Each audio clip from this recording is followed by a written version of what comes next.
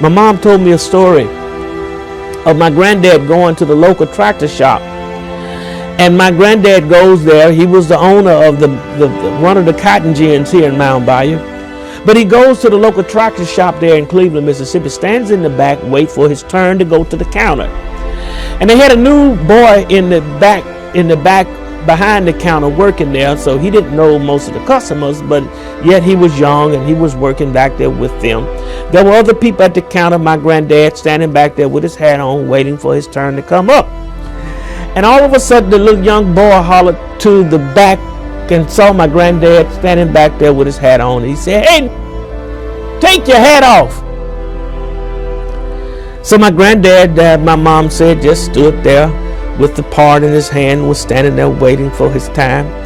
And certainly he probably was thinking, I know they're not talking to me. And he says again, he said, "Did you hear what I said? Take your hat off."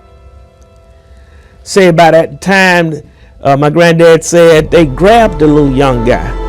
One of the persons took him and pulled him up against the wall and said, "Don't talk to him like that. That's not, he's from Mound Bayou." And that was the thought that they had of the people in Mound Bayou. Was no more racism, basically because they saw people in Mound Bayou as green. They saw them as money people that succeeded, and they had a great respect. People in Mound Bayou mentored some of the other people. So you can understand that the relationship, even though there was a white-black relationship, black don't touch white, white don't touch black, Mound Bayou was different.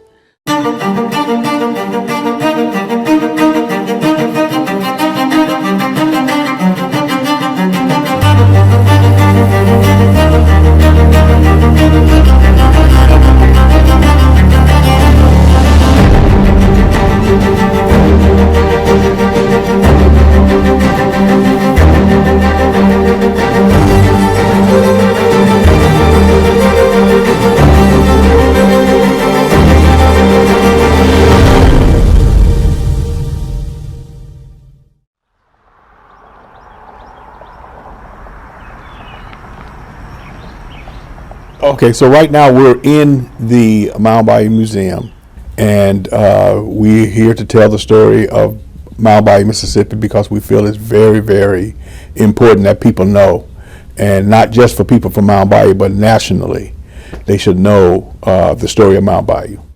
Now, there are a couple of parts in what we have in this museum. When we do a tour, we show the differences in how people came up in this country.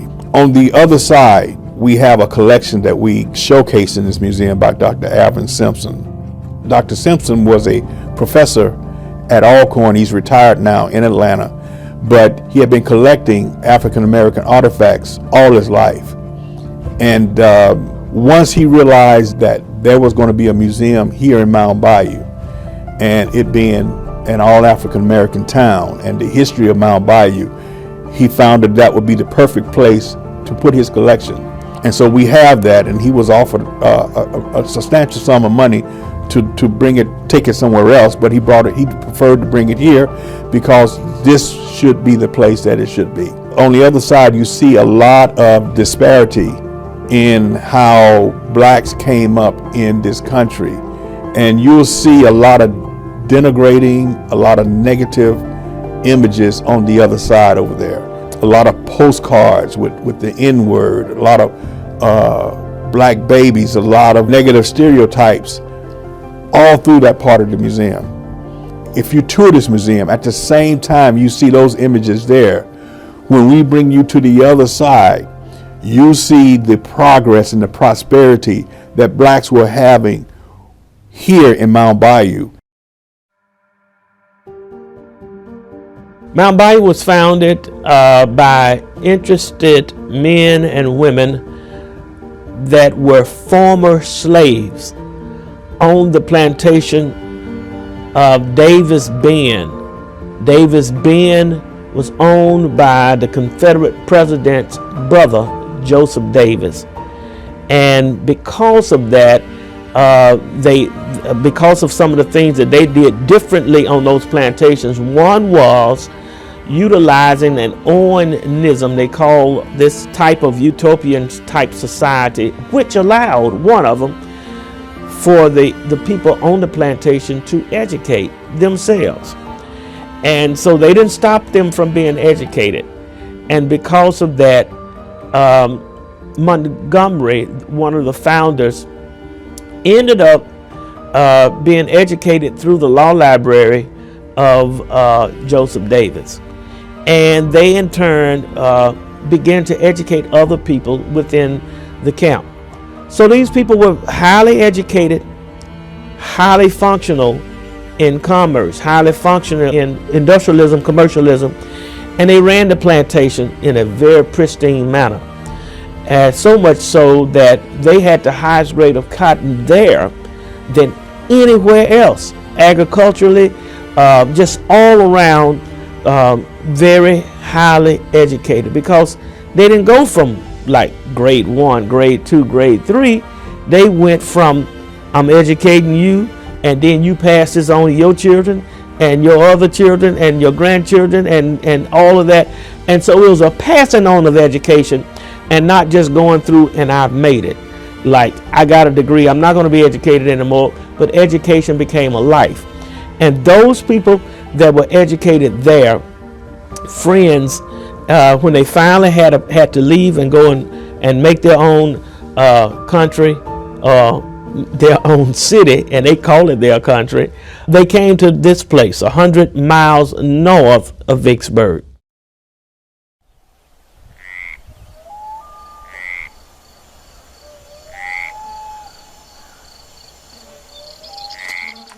It was heavy swamp areas, and that's where they bought this land from, was the train organization at that time.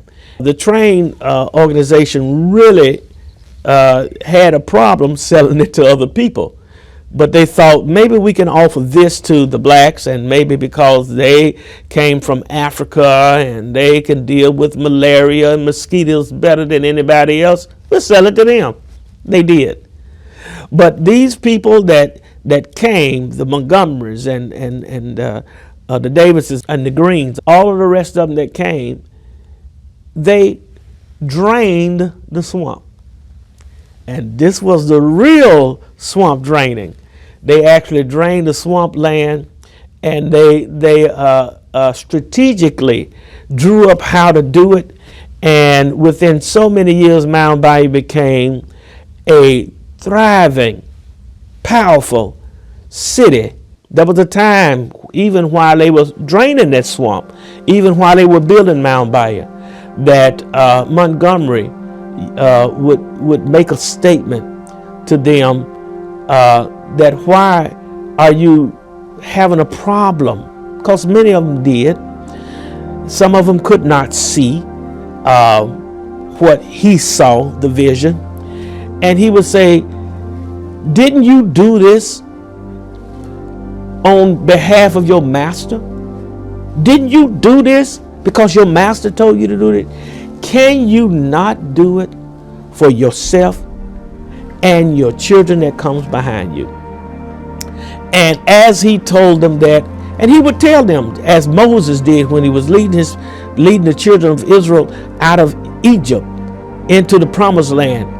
There's a scripture where he says, now stand still and steady yourself and look forward and go on. Go on. And this is one of the things that Montgomery had to do to the people of Mound Bayou, and they did. But now this happened in 1887, but by 1907, the President of the United States, Theodore Roosevelt, by the invitation of now Isaiah T. Montgomery, the founder, but yet he was known across the land as a highly and well-respected person. These guys were so highly educated that they invited the President of the United States, Theodore Roosevelt, who came. And I used to ask the question, what was the name of the train that Roosevelt rode And my answer is he rode Choo Choo 1. So he brought Choo Choo 1 to Mount Bayou, and he stood on the back of the train, and he gave this message, and he was emotional, highly emotional about it. He would make statements like, and at that time they would look at blacks and their color and say they're 100% black, or if their color, the tone moved back, they say they're 80% black, or they 50% black based on their color. And so his statement was that these are 100% black, and look at what they did. And he called Mount Bayou, coined the phrase jewel of the Delta, which we use right now.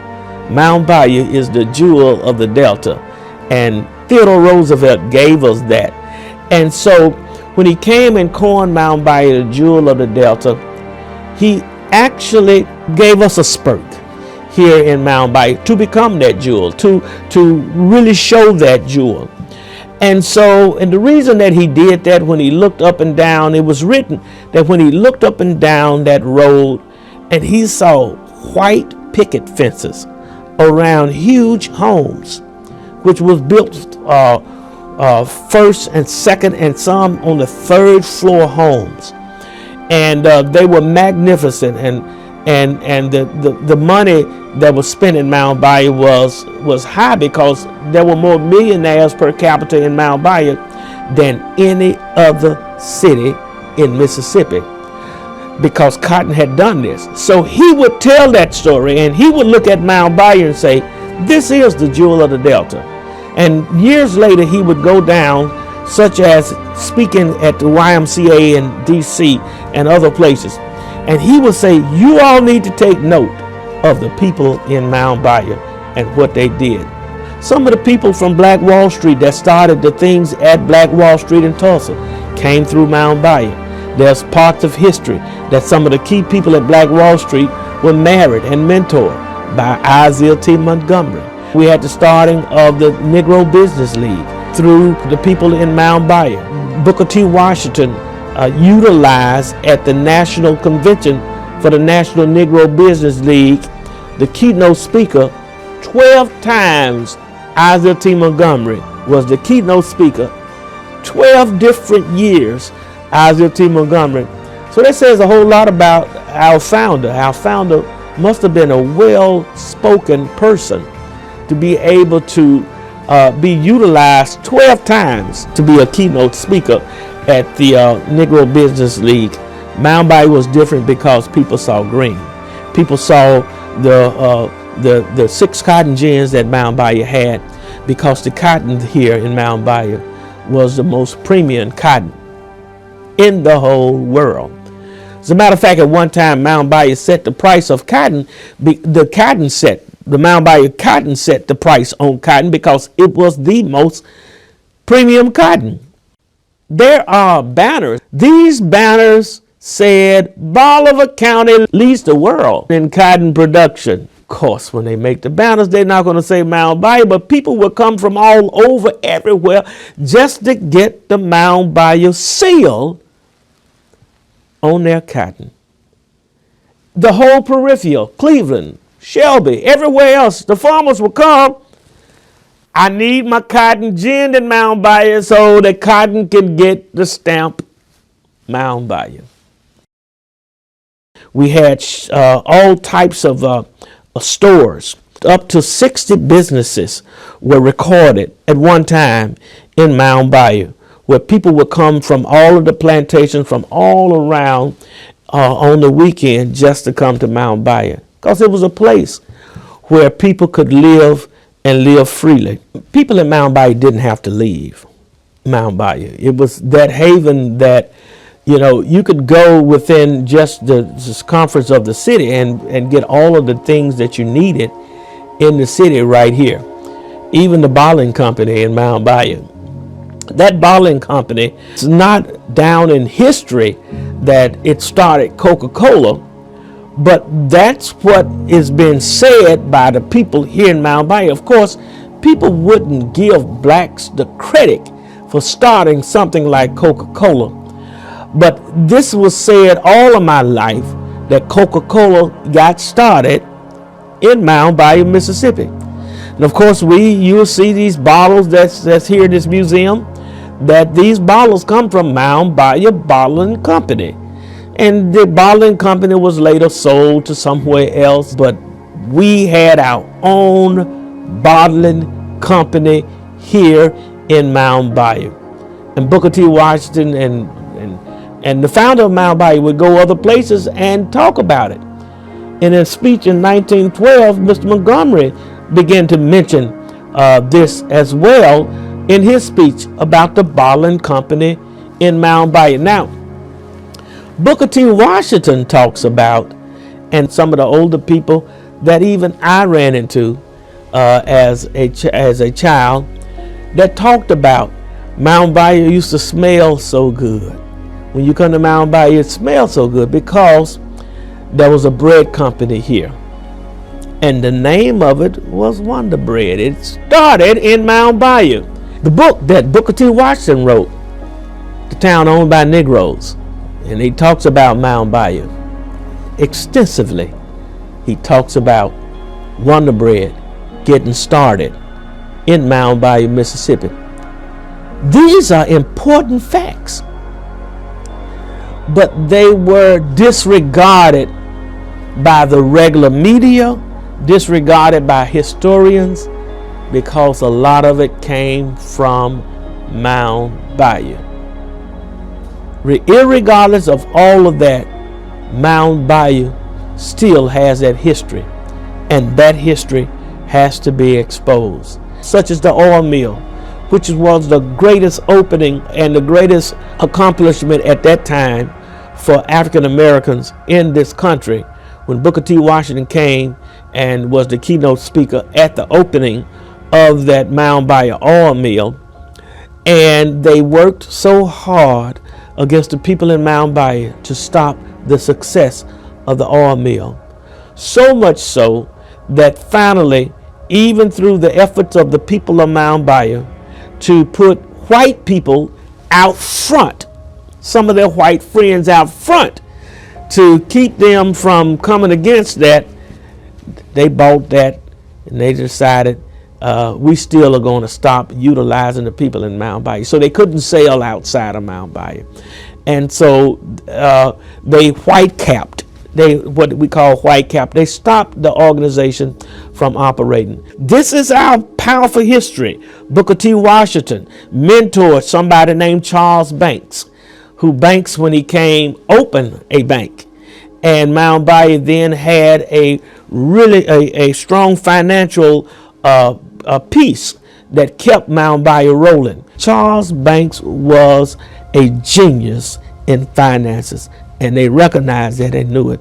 They closed our bank. They closed our bank in Mound Bayou.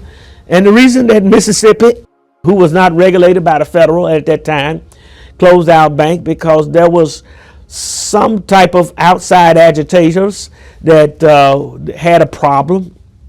And they wrote the state of Mississippi, and they said, now, listen, let's make sense of this.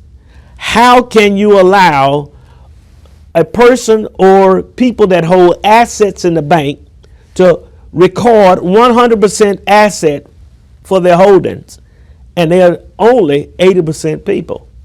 They're not 100% people. If they're not 100% people, why can they record 100% of asset? And so I guess the state of Mississippi say, well, you got a point, because we've been saying that they're not 100% people. So they closed the bank because of the devastation that was coming from racism.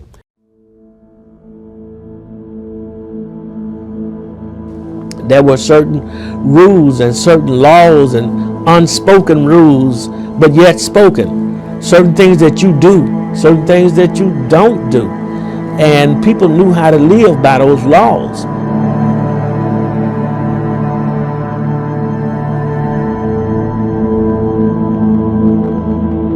There's several variations of the story about Emmett Till, but when he came, of course, being a young man from Chicago, he didn't have any inhibitions about just being a kid. And And so some things were taken the wrong way when he went to Money, Mississippi, and which was a very, very, and still is a very racist area. There's some things that's going on there right now that I can tell you that are extremely racist that people are experiencing right now in that area, and it's not that far from here, you know. So so there's really some pockets of areas that are very racist. So I can understand that when he went there as a kid from Chicago and not being inhibited at all, that once he got there, just one wrong move or one move that was interpreted wrong could have put him in danger. And so they took him out of his bed in the middle of the night and beat him and slashed him and then beat him some more. And it shows in the movie they shot him. And so he was thrown in the Tallahatchie River, and they a few days later they fished him out because he was tied down with a 200-pound gin fan, and but somehow his legs, of course, surfaced, and they found that body. They pulled him out, and then he had when they saw the body, it was really tough identifying it because of the time being in the river, and also the fact that the way they beat him, it was just there was all types of contusions and things around his body. But the one thing that he did have in his possession and on his finger was his father's ring, and they were able to use that as another way of identifying him because he had that ring on. Mound Bayou was known throughout the North Mississippi area as being a haven for blacks. We had sort of like an underground railroad, since we had a railroad that came through here. It was built on a rail line. People knew in Mississippi, black people at least knew in Mississippi, if you were ever in trouble anywhere else in the state, that if you made it to Mound Bayou, you could make it to safety. And a lot of times there are many stories about people who came from different places in Mississippi and came here and got here, and they got on the train and went somewhere else just to get safe from whatever was going on. After that happened with Emmett, of course, his mother came down. She wanted to come to the trial, and they had to have a place to stay. So not only did Mamie Till stay here, but the black press and the black public officials all stayed in Mound Bayou, because in the Mississippi Delta there was nowhere else where a black person at that time could have safe accommodations. When that trial happened, it was a natural place, especially because T.R.M. Howard was already involved in the civil rights movement. He was a fiery orator, and he would go around the country not only mentoring civil rights leaders here, but he was also mentoring civil rights leaders in other states and other places, and he was a nationally known figure. And he would end up inviting Mamie Till Mosley to come to stay in Mound Bayou, and he hid her out in his home. He had a large home, my dad said, and he talked about his home. He talked about how he would hide her there. And they talk about the security that he had. He had people that were security, but yet when he drove his car, he would have guns in his car in places that nobody else could ever find. And of course, he was stopped many times when he would cover for Mamie Till. Would drive her from here to the court, or from here for investigation. There was a caravan of armed guards taking her to and from the courthouse. And matter of fact, my dad tells me they would lay her down in the back seat, put a cover over her, and take her back and forth, because they had snipers out ready for them going back and forth to the courthouse. Dr. T.R.M. Howard, I would say, instigated a lot of the things that went national about the Emmett Till and Mamie Till Mosley investigations of that case. And so Dr. Howard was like in the background making things happen. He made calls. He knew people. And no wonder Miss Mamie was able to make some telephone calls. Because if you call Dr. Howard, he knew who that knew somebody else, that knew who would be able to tell somebody else, to tell them to deal with this. And those are the types of things that you needed during that time. And that's the reason why Emmett Till's body didn't go in the ground in Mississippi, because if it had gone in the ground in Mississippi, we would not have had the civil rights movement. And it was because they took that body the way it was and sent it to Chicago, Illinois, where she could expose that body to the world. That's the reason that we had civil rights.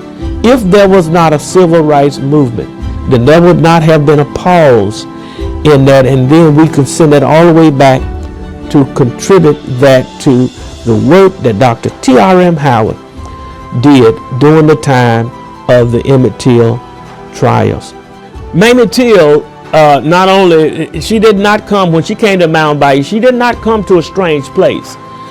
There are family members that are still here that are related to Mamie Till, even though she was hiding out at T.R.M. Howard's house. She made her way through the community. She was able to talk to her relatives. She was able to later on come back and revisit Mound Bayou and go by different people's homes and talk to different people about what actually happened. You know, what's reported in newspapers and what actually happens sometimes can be different. And she talked about how important it was for the whole world to see what they did in Mississippi. She released her son's death to be a seed planted for the rights of African Americans across this country. She released that. And she said how she thought her son had to die so that these things would happen. She changed her life to be able to come the rest of her life and to just talk about the rights of African Americans.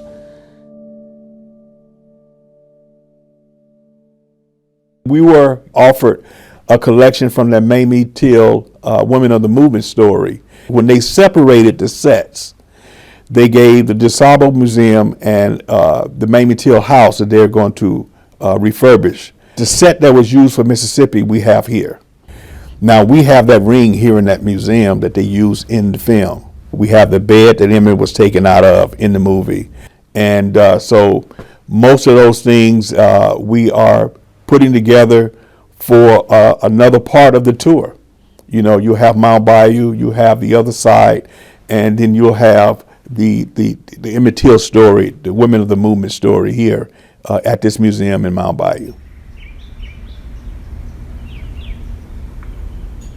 The Knights and Daughters of Tabor fraternity put together their nickels and dimes across the country in this secret fraternity, and they built for the first time where blacks could walk through the front door of a hospital, the Taborian Hospital in Mound Bayou. And thus you have Dr. T.R.M. Howard coming into Mound Bayou, and Dr. T.R.M. Howard coming to be not only the chief surgeon, but the medical director for Taborian Hospital. Dr. T.R.M. Howard would go on and began to build up Mound Bayou. He was an entrepreneur. Across the street, he would put a zoo. Then he would also build a similar place to Taborian Hospital called the Friendship Clinic. Before then, he had the Green Parrot Inn, which was a restaurant, and people would enjoy the Green Parrot Inn. But he would also build this big Olympic-sized swimming pool across the street.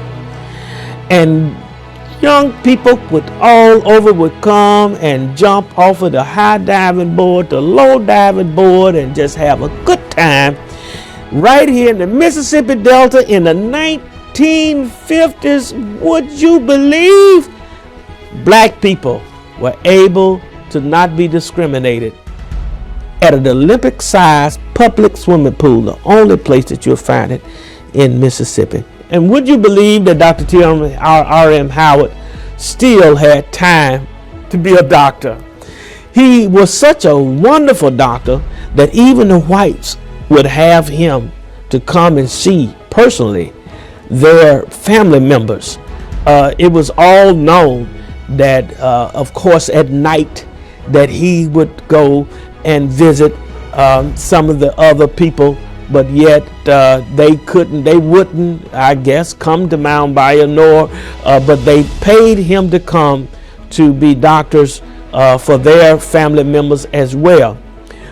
He was a very jazzy man. He was a man of, my father said, because my dad would come here in 1953 and begin to work for him himself, because he had hired Medgar Evers, and Medgar Evers would go out and finally go to work with the NAACP, which Dr. Howard was working with. Of course, he was also had become the president of the Mississippi chapter of the Negro Business League as well. He also was doing businesses. He was also bringing businesses to Mount Bayou. And my father, Herman Johnson, came and worked for them as well. And so then I'm getting now the story of Herman Johnson talking about Dr. T.R.M. Howard. He says to me that Dr. Howard built everything large. He did everything large. He grew everything large. Dad said that all of his watermelons was large. He said he had corn that was larger than everybody else's corn. Everything was large what he did, and when he did it large. The way I got to Mount Bayou is that my aunt lived here, and I heard of an all African American city. That we were, black people were jumping off the diving board like white people were, and all, and no other place in the southern part of the states that I lived in, any of the southern states. And I was saying, I want to go to the place. So I came here to visit Mount Bayou, and that's how I got stuck. So that's the way I got to Mount Bayou. And then I went to school at Southern University of Baton Rouge, Louisiana, and my director of my department head, when I finished school in business, she asked me where was I going. I told her New York and Chicago. And she said, well, I know you're going back for you got a wife in Mount Bayou. So I came to Mount Bayou, and she told me to see Dr. Howard. I saw Dr. Howard, and he said, I got a job for you. And the job that he had for me right then was the Magnolia Mutual Life Insurance Company that Medgar Evers had just left, and that was the position that he had before he was sent to the state by Dr. Howard as the field director for the NAACP. So that was the position that I took, and I worked with him, and matter of fact, in the position that I had, I also served pretty much as secretary for many of his organizations, because he had several organizations that he had, and he had board meetings in the office of the Magnolia Mutual Life Insurance Company. So I was involved with him in a lot of his meetings, and I have copies of some of his handwritten notes that he took, speeches that he made around. And interesting things about him, he wrote his speeches out the same time he was conducting his other board meetings, all the same time, and never missing a beat. And I have pages of that. But Dr. Howard, let me just say, he was my boss, but it was a pleasure working with him. He was an awesome person that everything he touched grew big. Now there are a lot of stories about how he left here, and even in the book of the Black Maverick, they talk about the different ways that people say he left here, and they say he left in the coffin and all that kind of thing. But at least the Ku Klux Klan and it got so tight on him that they put the word out that they were going to kill him, and he knew that nothing would be done coup in a white person that killed a black person. So he eventually moved on out and started a business in Chicago. The other things I think a lot of people don't know is that J. Edgar Hoover and Dr. Howard had they had a thing. They were always on each other, because even the killing here for Emmett Till, the FBI didn't do what they were supposed to have done, and Dr. Howard talked about it, and J. Edgar Hoover was trying to do whatever he could to tear him down. The interesting thing is that, and I saw this in an article in the newspaper, J. Edgar Hoover praised him for what he had done in Mississippi, Dr. Howard. So I thought that was interesting, and I thought that was something that people should know, because nobody talks about that too much. The museum that we started as African Americans in this Mount Bayou, that so much history in all the museums around the country, so many of them have not touched upon all the catastrophes that black people have gone through. There are so many things that we want to expand this museum. For example, the black church. There's so much that the black church has done for black people's advancement that is still not being told. From the Underground Railroad to the civil rights struggle to where we are, even the killing and the bombing of the churches, all that time the church has been involved in the safe haven to get us to where we are. And all those things I'm saying that we need to talk about, that people need to know about, that we don't have in all the other museums. For example, the cotton gin. All of the inventions that black people had needed to use in order to better their condition, and somebody else getting the name for it. Eli Whitney didn't. We know that he didn't invent it. The cotton gin was invented by black people, but they gave him the credit for doing it because he was white. But there were so many things that we invented that a lot of people don't know about. And even if you know about it, we didn't get credit for. All these things we just need for us to know what we have done in order to get where we are, that we didn't get credit for. And I just think the more it's talked about, the better we understand and appreciate ourselves, because the white people have tried to keep us from appreciating ourselves. And they try to make us want to look white like them. Until, a few years ago when somebody said, black is beautiful. People didn't start appreciating themselves until then. What happened? And we feel that they intend to do basically the same thing they did to Black Wall Street. And probably the reason we don't hear about it too much because they didn't do it. But anyway, somehow we found out about it. When the horses came in, I understand they turned the lights are off in the city. And they were going to drive in and do whatever they want to do to it. But we had found out about it. And turned the lights on and had the Gatling gun over in one of those houses and people on top of houses all around. They turned the lights off and started shooting.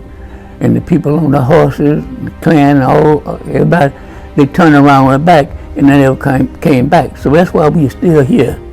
Otherwise, we don't know what they would have done.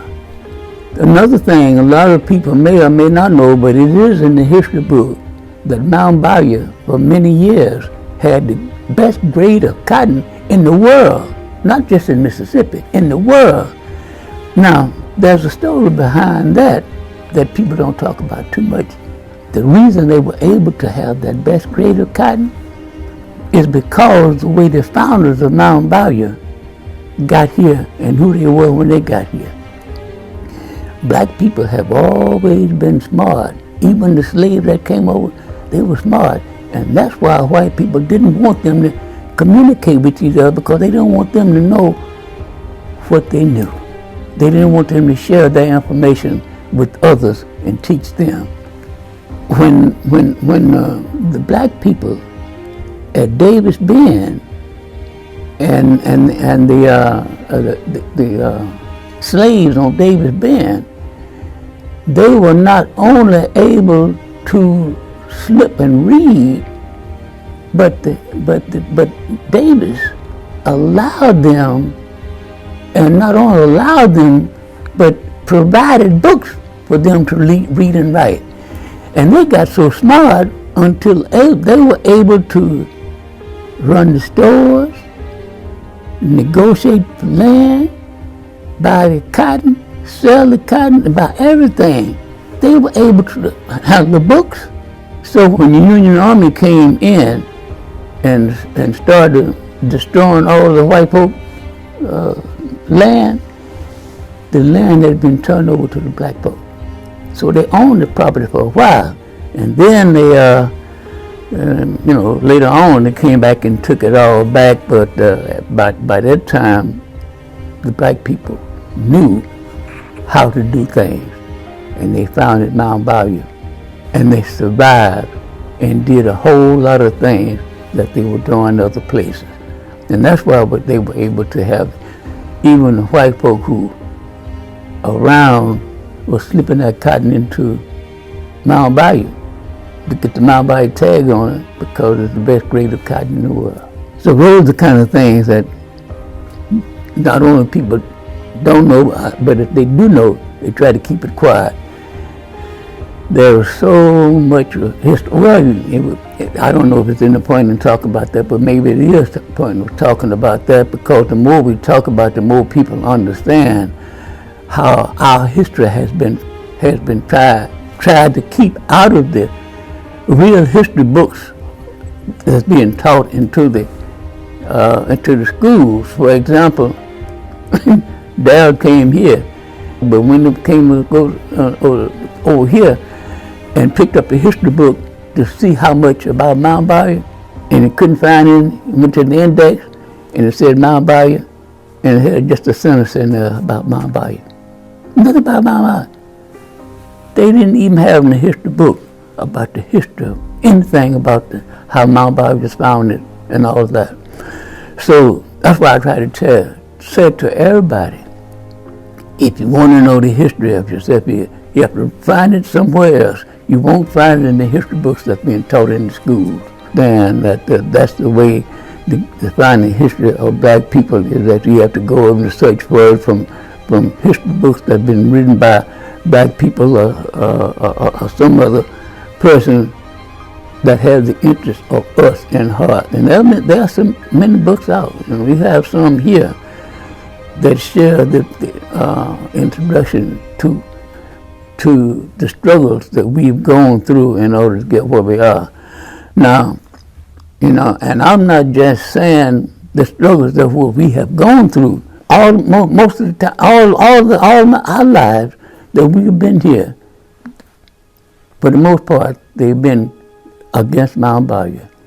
But see, at the struggle, we had a saying that we had to do 10 to 15 times more in order to get what we got than other towns in the county. I've had quite a bit. I could have a 300-page book if somebody wanted to write it.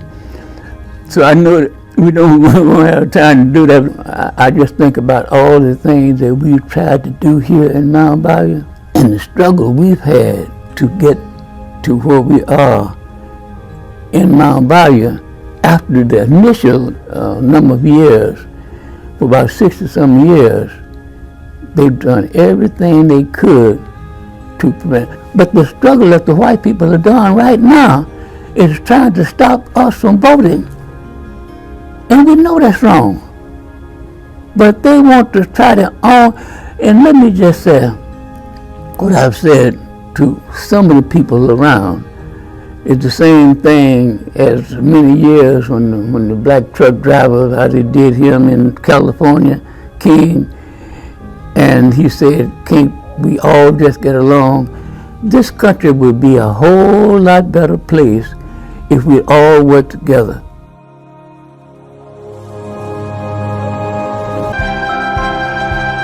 They were dropped from the sky into a frozen wasteland, miles behind enemy lines, with nothing but a parachute, a rifle, and the knowledge that they were surrounded.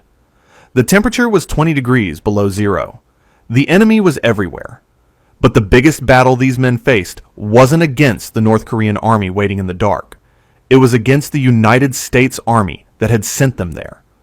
The generals in the Pentagon had written a report stating that black soldiers lacked the intelligence, the initiative, and the courage to be special operations warriors.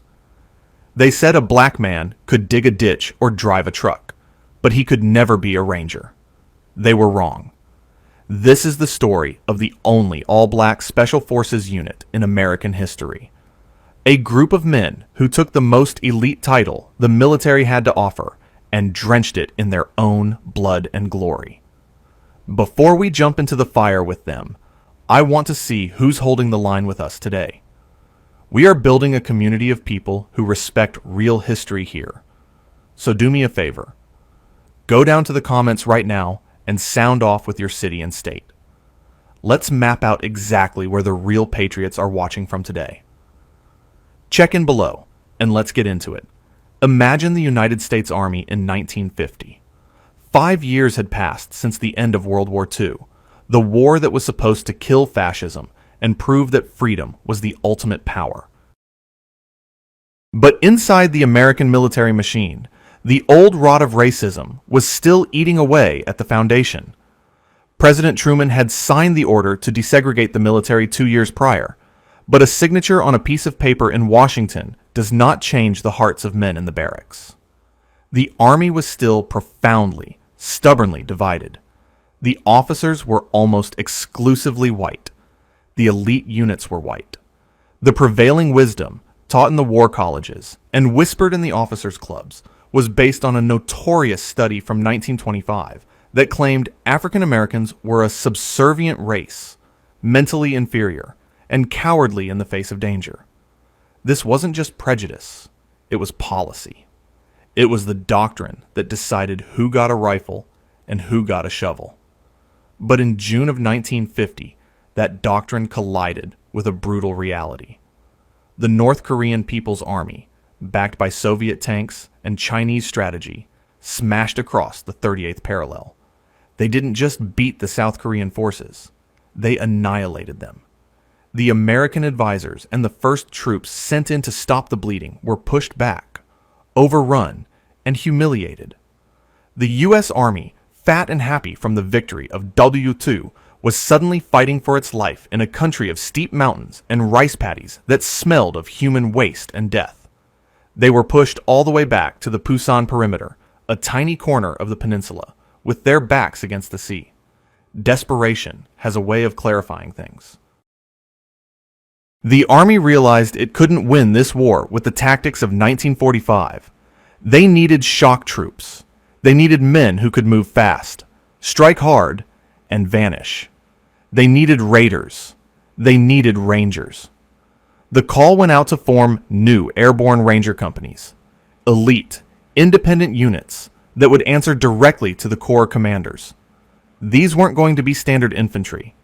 These men would be expected to jump out of airplanes at night, sabotage supply lines, seize critical bridges, and kill the enemy in close quarters combat. And here's where the crack in the wall appeared. The Army needed bodies. They needed volunteers who were physically perfect and mentally unbreakable. And there were thousands of black soldiers, veterans of W.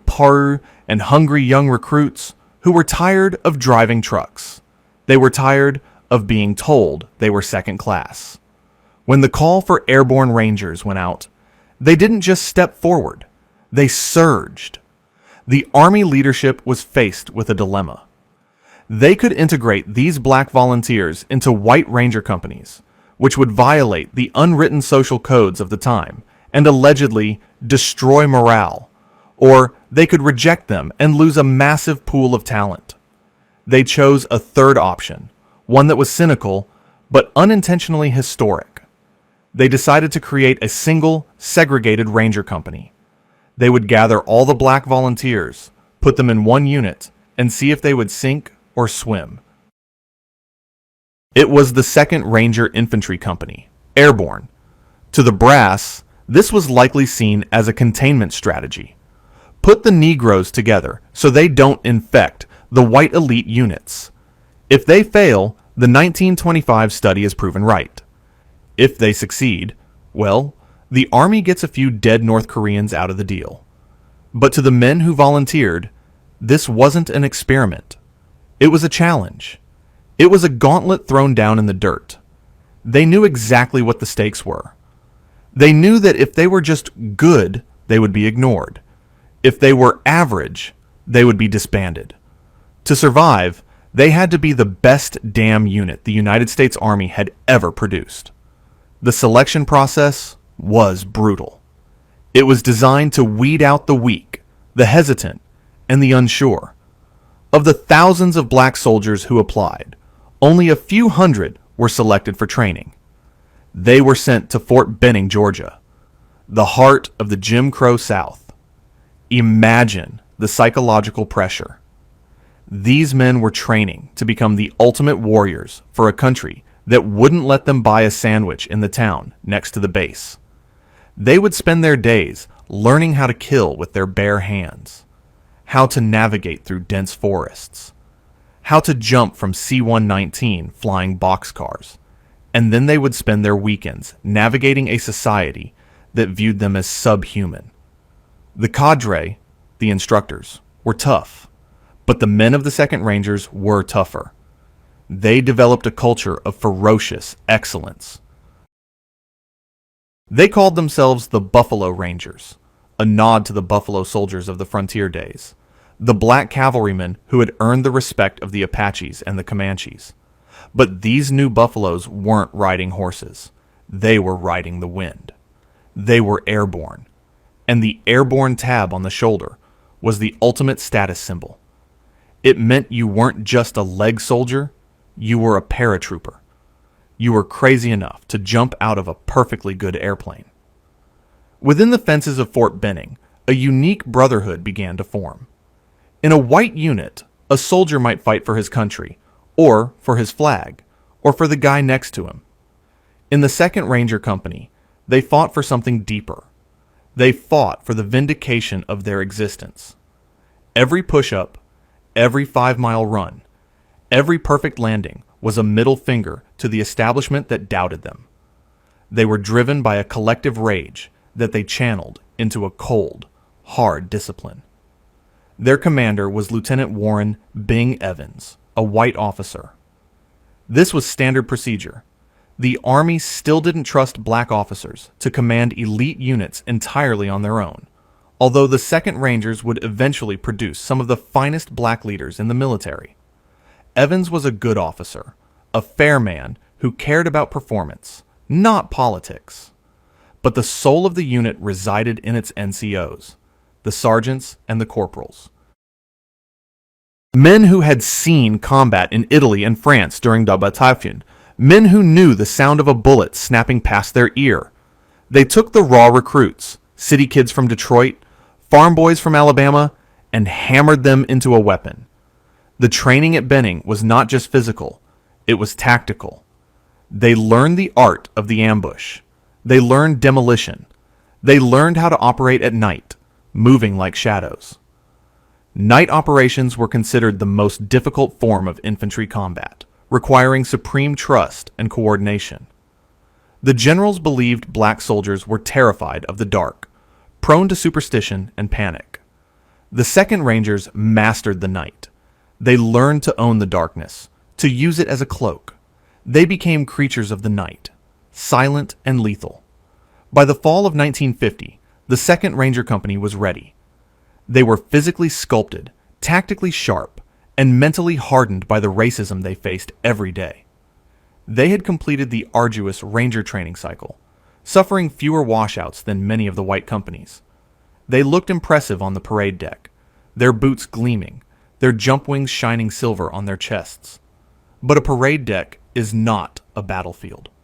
The real test was waiting across the Pacific Ocean, in the freezing mountains of Korea. When the order to deploy came, there was no hesitation. They packed their gear, wrote their letters home, and boarded the trains. They were heading to a war that was going badly. The Chinese had entered the conflict, changing the dynamic overnight. The U.S. forces were reeling. The Army needed the Rangers, not next month, but yesterday. As they traveled toward the port of embarkation, moving through the segregated towns of the South, they were a strange sight. Heavily armed black men, wearing the berets and patches of the elite, moving with a swagger that unnerved the local sheriffs and shopkeepers. They were a glimpse of the future, a future where black power wasn't a slogan, but a reality, backed by firepower. They arrived in Korea in December 1950. It was the coldest winter in memory. The wind cut through their uniforms like razor blades. The ground was frozen solid, making it impossible to dig foxholes. This was the environment that had broken the German army in Russia, and now it was threatening to break the American army in Korea. The 2nd Rangers stepped off the ship into this freezer, their breath pluming in the air, their hands gripping the cold steel of their M1 Garands and carbines.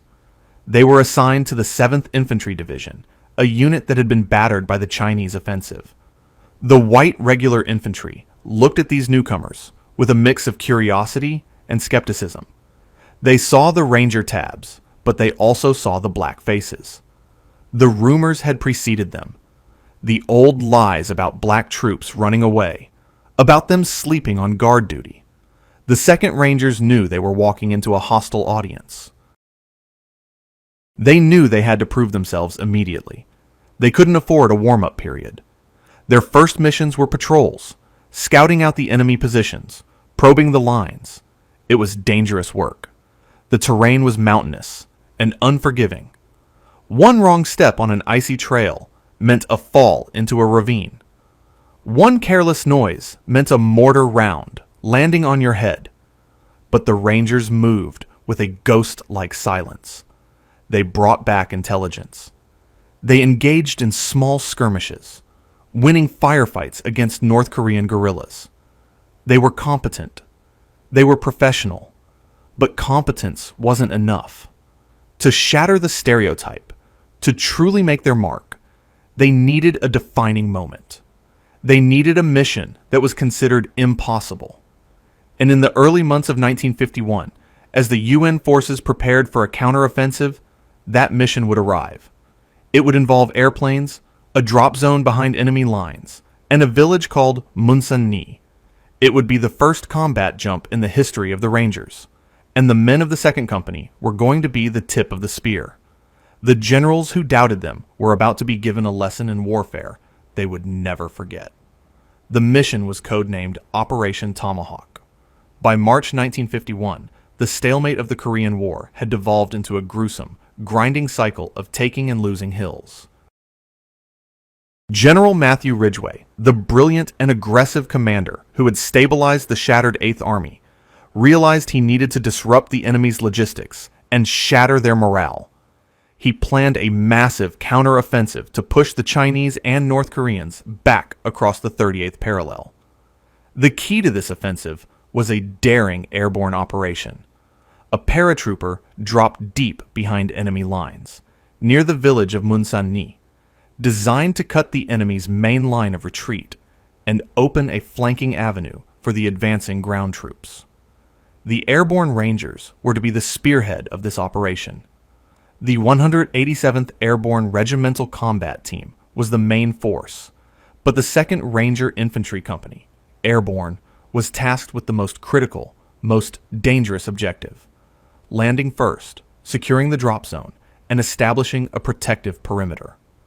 They were to be the first boots on the ground in the largest American airborne operation since World War II. When the men of the 2nd Rangers received the briefing, the atmosphere in the room was electric. This was it. This wasn't a patrol. This was history. They were being entrusted with the most sensitive and high-risk mission of the war. They knew that the entire army, from the officers who doubted them in the general staff to the white infantrymen who still eyed them with skepticism in the chow hall, would be watching their performance. Failure was unthinkable. Failure would not just cost them the battle, it would cost the reputation of every black soldier who would ever fight after them. The immediate preparations were a frantic rush of logistics and last rites.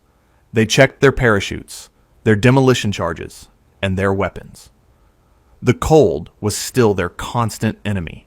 They had to tape their rifle mechanisms to keep the grease from freezing, risking jams in the extreme cold. They wore multiple layers of clothing, but they knew that once the wind hit them at 1,000 feet, the cold would be a physical punch that could knock the breath out of them. They wrote their final letters home, simple notes to mothers, wives, and fathers, knowing that a combat jump behind enemy lines carried a 50-50 chance of returning alive. The night before the jump, the companies assembled at the airfield. The air was full of the noise of C-119 flying boxcars, massive twin-boomed aircraft that looked like they were designed by children. The troops filed onto the planes, the 2nd Rangers at the front, ready to jump first. The atmosphere inside the cargo bay was thick with the smell of canvas, engine oil, and fear. White paratroopers from the 187th were packed shoulder to shoulder with the Black Rangers. For many of the white soldiers, this was the first time they had been that close to a large group of black men since they left the segregated South. The irony was palpable. In a few hours, their lives would depend on the courage of the very men they were taught to despise. The flight to the drop zone was long, cold, and terrifying. The planes were unheated. The men sat in stoic silence, looking at the black void outside the cargo door. The fear was a living thing, a cold knot in the stomach. The jumpmaster, the man in charge of the operation, checked the line, slapping the men on the shoulder, ensuring they were ready to clip their static lines to the anchor cable. The NCOs of the 2nd Company were calm, moving with the practiced efficiency of men who had seen war before. They talked quietly, reminding the younger men to count to 3, to pull the ripcord, to check the canopy. They were the reassuring anchors in a plane full of men facing the abyss. As they neared the drop zone, the signal lights came on. Green light. This was the final moment. The door was rolled back. The cold wind howled into the cargo bay, a physical shock that stole the air from their lungs. The ground below was a dark, featureless blur, a massive canvas of nothingness dotted with tiny, distant fires, the signal flares marking the drop zone. The 2nd Ranger Company jumped first. They filed out of the roaring maw of the C-119, one after another, disappearing into the black Korean night. They fell through the icy air, the sound of the plane quickly fading above them, replaced by the terrifying silence of freefall. They pulled their ripcords, and the massive canopy snapped open, violently arresting their descent. For a few short minutes, they were alone, suspended between the stars and the enemy, silent hunters descending to the ground. The landing was brutal. The terrain was rough, the snow was deep, and the men were heavily laden with combat gear. They hit the ground hard, collapsing their parachutes, and immediately plunged into the highest state of alert. They had landed in the middle of a major Chinese and North Korean supply and communications hub. The enemy, though surprised, was not disorganized. The sound of distant machine guns and small arms fire immediately cut through the night. The party had started. The mission of the 2nd Rangers was clear. Secure the drop zone perimeter before the main paratrooper force landed. They moved with the silent, lethal efficiency they had practiced back in the swamps of Fort Benning. They set up their machine guns, established their lines of fire, and began engaging the surprised enemy forces. The fighting was quick, brutal, and fought at close quarters. The North Koreans who stumbled onto the drop zone were not expecting to be met by a wall of perfectly aimed fire from an elite unit they didn't even know existed. The combat that ensued was decisive. The 2nd Ranger Company fought with a cold, focused fury. They cleared out pockets of resistance, silenced mortar teams, and established a rock-solid perimeter. When the main force of the 187th Airborne began to jump, thousands of paratroopers filling the sky, they landed into a zone already secured by the silent, professional violence of the Black Rangers. The main force suffered remarkably few casualties during the landing, a testament to the effectiveness of the 2nd Ranger Company. This was the company's defining moment. They had executed the most demanding mission in the American military playbook flawlessly. The experiment that the generals had set up for failure had just delivered the entire main force into safety. The commanders on the ground and the pilots in the air could not deny the evidence. The Black Rangers had been the tip of the spear, and they had not bent. They had not broken. They had been the best. The praise that came after the successful jump was grudging but overwhelming. General Ridgway himself ordered the unit to remain in Korea, knowing he needed their unique skills. The official reports stated that the 2nd Ranger Company performed with exceptional skill and courage, suffering minimal casualties while ensuring the success of the entire operation. The white paratroopers of the 187th, who had jumped into a safe zone, looked at the men of the 2nd Company with a profound and lasting respect. The stereotypes of the past, the lies about courage and competence, were physically blown away by the wind of their descent. Operation Tomahawk was a resounding success. It severely crippled the enemy's ability to supply their front lines and paved the way for the UN counteroffensive. But the fight for the 2nd Ranger Company was far from over. Their success meant that the Army would now use them mercilessly. They were now the designated shock troops, the ones called upon when a mission was too difficult, too dangerous, or too critical for anyone else. They had proven they could take a punch.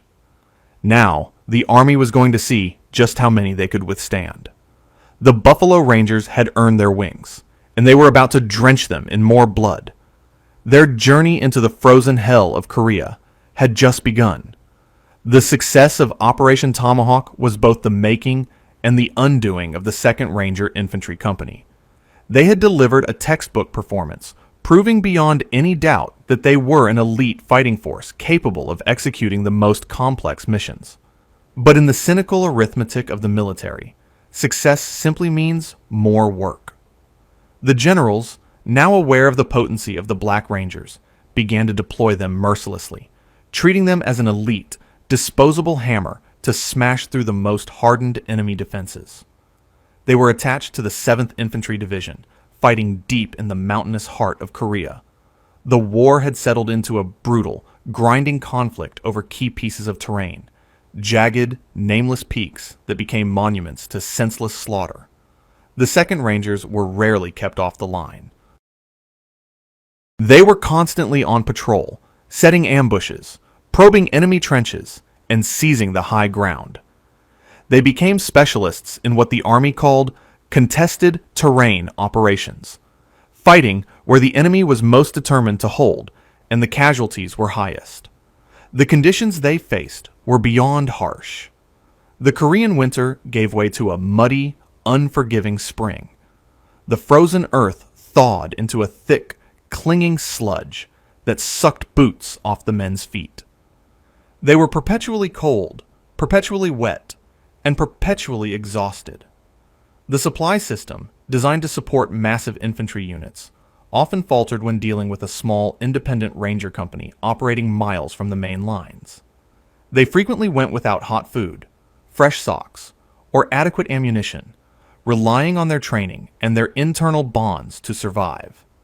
Their defining characteristic remained their mastery of night combat. The Chinese army, fearing American air superiority, ruled the night. They used the darkness to move men, launch assaults, and infiltrate positions. The 2nd Rangers became the counterforce. They owned the hours between dusk and dawn. They would go out on listening patrols, missions where a small squad of men would crawl into the space between the enemy's front lines and the friendly lines, lying motionless for hours, listening to the enemy's movements. This required a discipline and nerve that few other units possessed.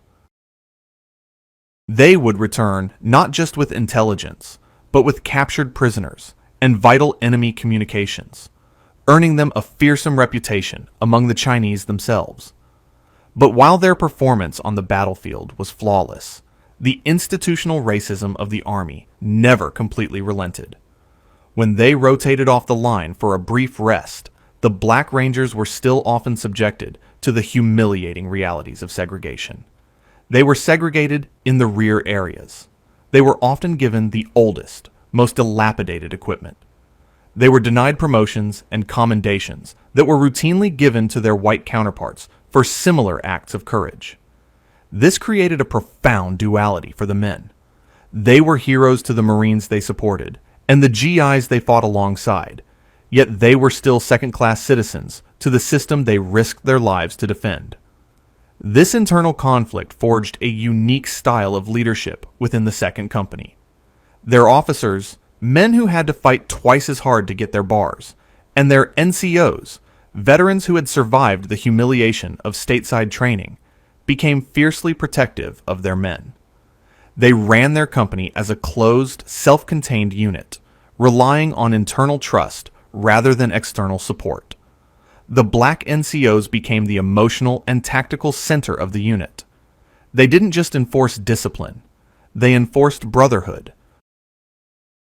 They made it clear to every man that their loyalty was to the man on their left and the man on their right, not to the flag of the army that doubted them. One of their most crucial battles came during the defense of a particularly nasty stretch of terrain, known simply as Hill 581. This hill was a key observation post, and both the UN and Chinese forces poured mountains of blood into its frozen earth.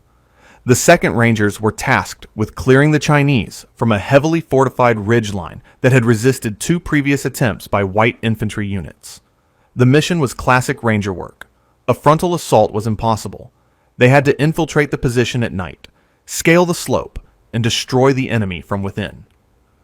The assault on Hill 581 was a nightmare of close-quarters combat.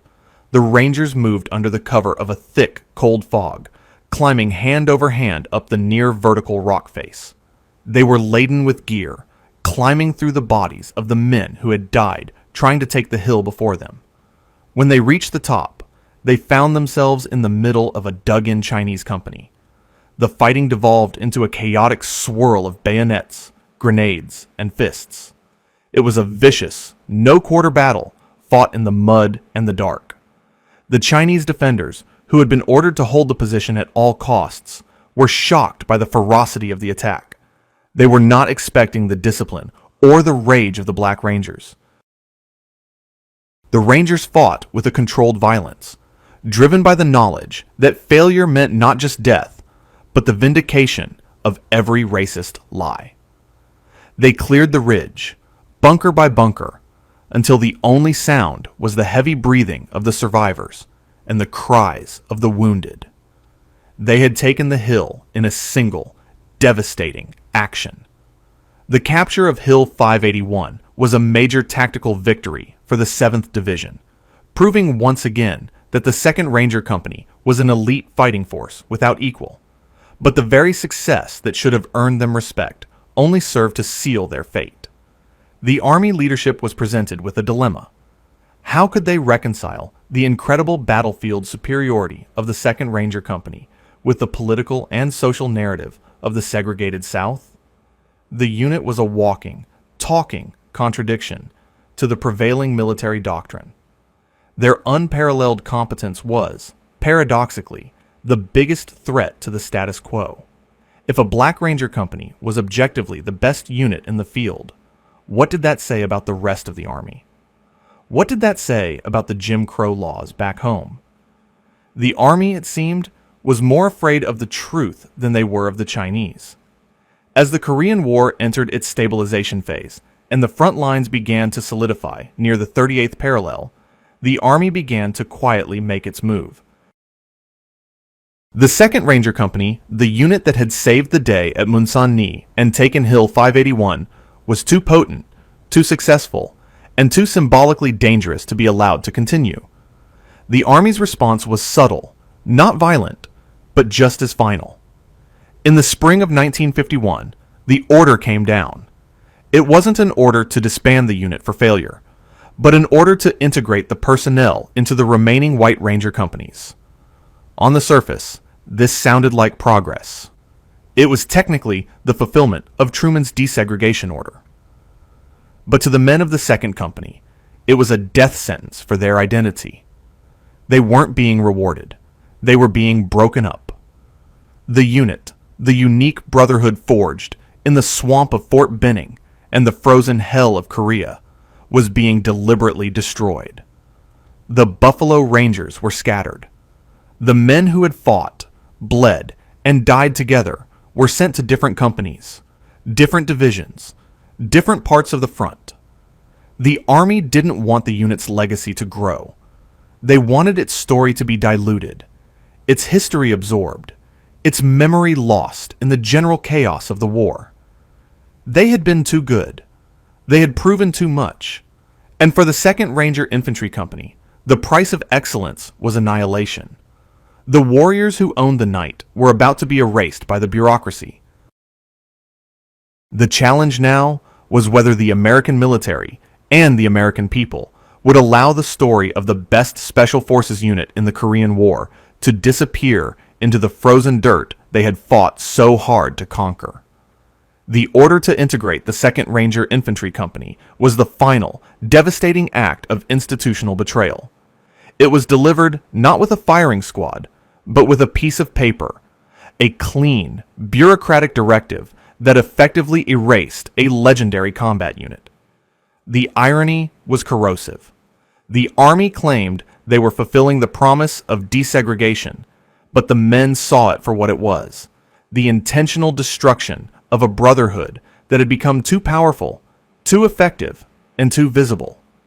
The men who had trusted each other implicitly, who had shared the terror of the drop zone and the blood of the ridgelines, were now being forcibly separated. The lie was simple, that the men of the 2nd Company were being given an opportunity to integrate into the main force. The truth was that the unit's unique culture, its earned reputation, and its collective identity were being sacrificed to maintain the power structure. The Army didn't want a unit whose excellence challenged the status quo. It wanted individual soldiers whose history could be easily diluted into a vast, anonymous whole. The dissolution was traumatic. The men who had been led by trusted black NCOs and officers were now placed under white commanders who often carried the old prejudices of stateside training. Many of the Black Rangers, who had performed flawless combat jumps and cleared entrenched positions, were assigned to menial, non-combat roles, shunted aside by white officers who viewed their very presence as a threat to their authority. Their hard-won Ranger tabs, the symbol of elite status, were often met not with respect, but with resentment. The white soldiers who hadn't qualified for the tabs often saw the arrival of the successful Black Rangers as a source of grievance, not inspiration. The leadership of the 2nd Company fought the order vehemently.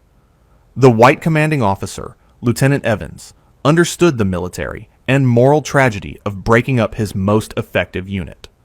The black NCOs appealed up the chain of command. But the decision was final and absolute. The Army was determined to erase the successful experiment and bury the results before they could spark a wider movement for equality within the ranks. The collective strength of the Buffalo Rangers was to be scattered to the wind. What happened next became a recurring pattern in the lives of the dispersed Rangers. Their history was doubted. When a Black Ranger, wearing the coveted tab and jump wings, was transferred to a new, all-white company, he was frequently met with skepticism. Did you really jump? Did you really fight at Munsanni? The army, by dissolving the unit, effectively erased the witness. The only proof of their excellence was the word of a black man in a hostile environment. They had to fight the battle all over again, not against the enemy, but against the insidious doubt of their own comrades. Despite the institutional sabotage, the men of the 2nd Ranger Company could not simply be unrangered. The training was too deep, the experience too profound. When they were transferred to other units, they immediately became the most competent, most disciplined soldiers in their new companies. Their discipline saved lives.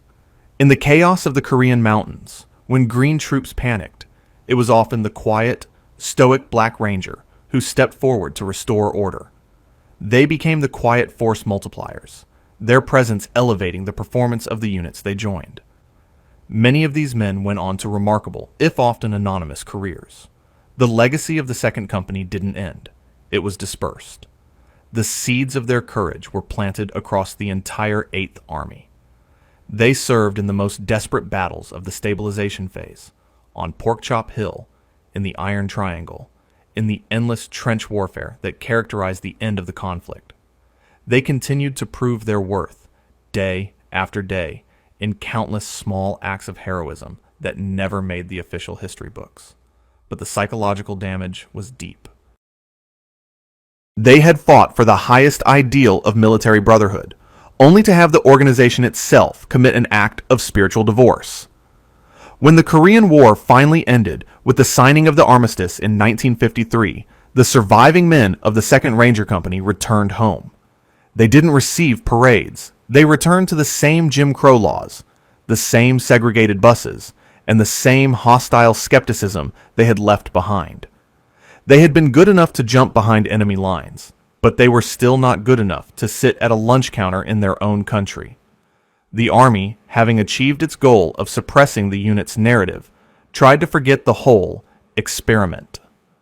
The official histories of the Ranger battalions of the Korean War often downplayed or simply omitted the existence of the 2nd Company.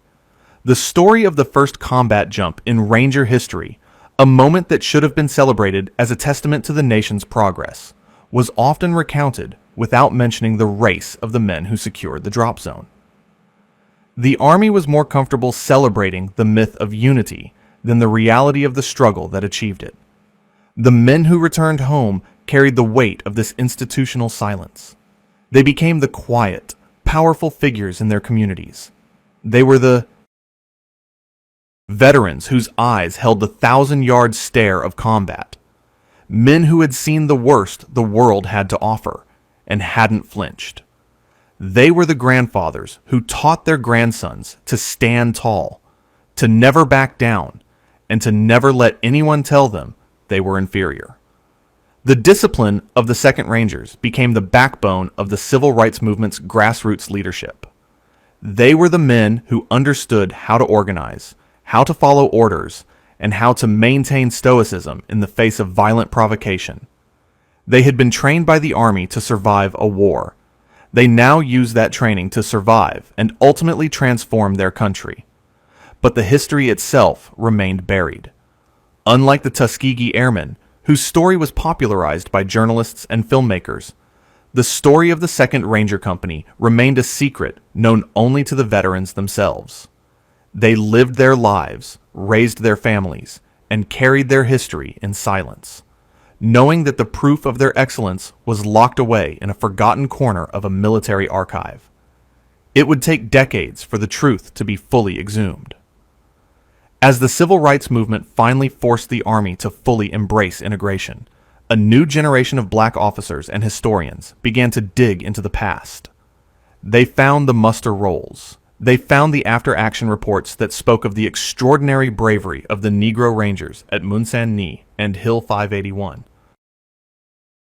They realized that the story of the 2nd Ranger Company was not just a footnote. It was a foundational text. It was proof that the Army's doctrine of segregation was based on a lie that these 200 men had heroically exposed with their own bodies. The final vindication for the men of the 2nd Ranger Infantry Company came in the form of a slow, grudging, but ultimately inevitable acknowledgement. Today, the Army officially recognizes the 2nd Ranger Company as a unit of unparalleled distinction. The history of their combat jump is taught in Ranger schools. Their story has been featured in documentaries. But the triumph is bittersweet. For the original Buffalo Rangers, the greatest victory was simply being able to tell their story, a story that speaks not just of courage under fire, but of the fierce, unyielding power of brotherhood forged in the crucible of absolute injustice. They proved that a Ranger is a Ranger, and that true elite status is earned in the heart, not on a bureaucratic checklist. The scattering of the 2nd Ranger Infantry Company was a deliberate act of historical erasure, yet the Army could not erase the training, the discipline, or the memory of the men who had served. The company ceased to exist as a unit, but it was reborn as a philosophy. The unique ethos forged at Fort Benning, one of hyper-competence, militant self-respect, and unshakable brotherhood, was injected molecule by molecule into the American social bloodstream. The Buffalo Rangers came home, and they didn't just take off the uniform, they put on the mantle of leadership in their communities. Think of the men who returned to the segregated South or the racially tense cities of the North. They were quiet. They were reserved. They didn't brag about their Ranger tabs, but you could spot them. They walked with a discipline that was almost intimidating. They looked you directly in the eye, a habit that was a physical act of defiance in a Jim Crow world. They were men who had stared down waves of Chinese soldiers screaming in the dark. They were not about to flinch for a town sheriff or a racist employer. The skills they learned in reconnaissance and night combat were repurposed for the civil rights movement. The leadership of the 2nd Rangers became the silent, organized backbone of local chapters of the Enchori ACP and other civil rights organizations. They understood logistics. They understood security. They knew how to maintain a perimeter during a protest march when the Klan was lurking in the shadows. They brought the controlled, non-negotiable discipline of the Special Forces to a movement that was often romanticized as purely nonviolent. They taught people how to stand stoic, how to take a punch without fighting back unless they had to defend their homes. Their training was an invisible shield. The irony of this transfer of military skill to civilian activism is profound. The Army had trained them to destroy the enemies of the state, and they returned home to use that training to fight the enemies of justice within the state. They were the men in crisp white shirts and ties, standing guard at community meetings, their presence a quiet warning. They were the strategists who organized the bus boycotts, managing the complex supply chains of an economic protest with the same efficiency they had managed patrols in Korea.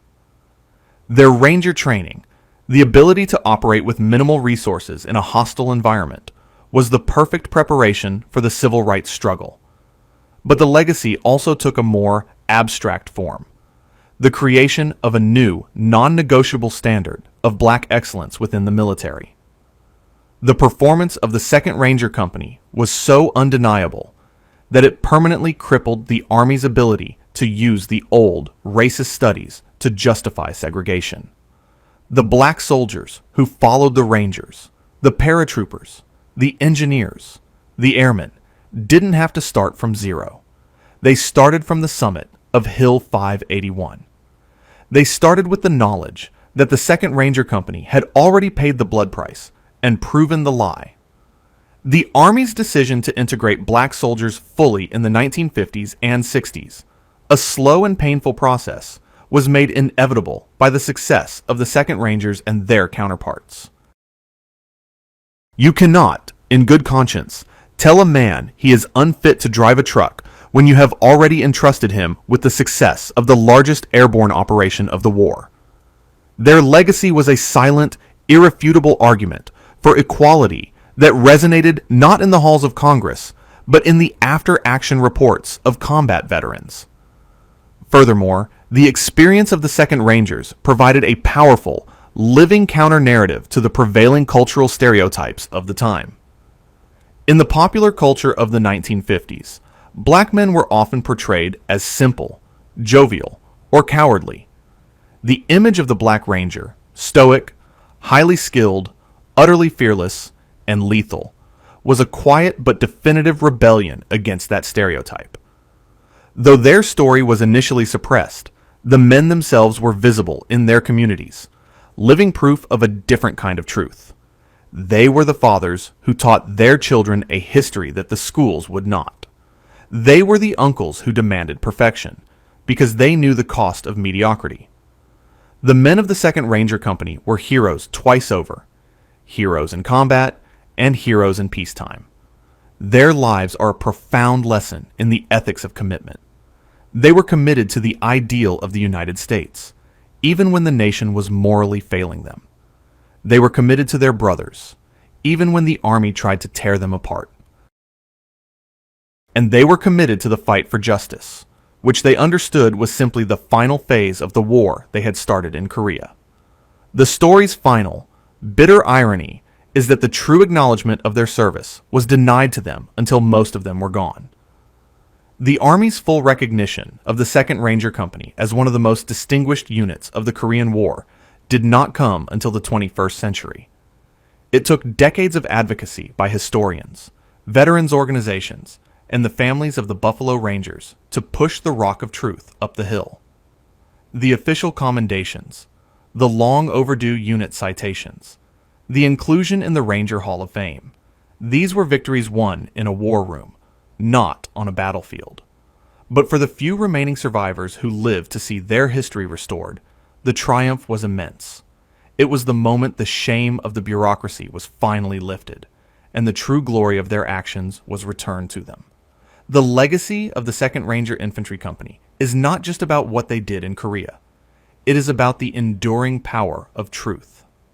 It is a testament to the fact that you can bury a combat unit, you can burn a report, and you can silence a voice, but you cannot permanently destroy a truth that was forged in the fire of human courage. The Buffalo Rangers were not just fighting for a hill in Korea. They were fighting for their story. And through their descendants and those who refused to let the Army's bureaucratic lie stand, they finally won that war too.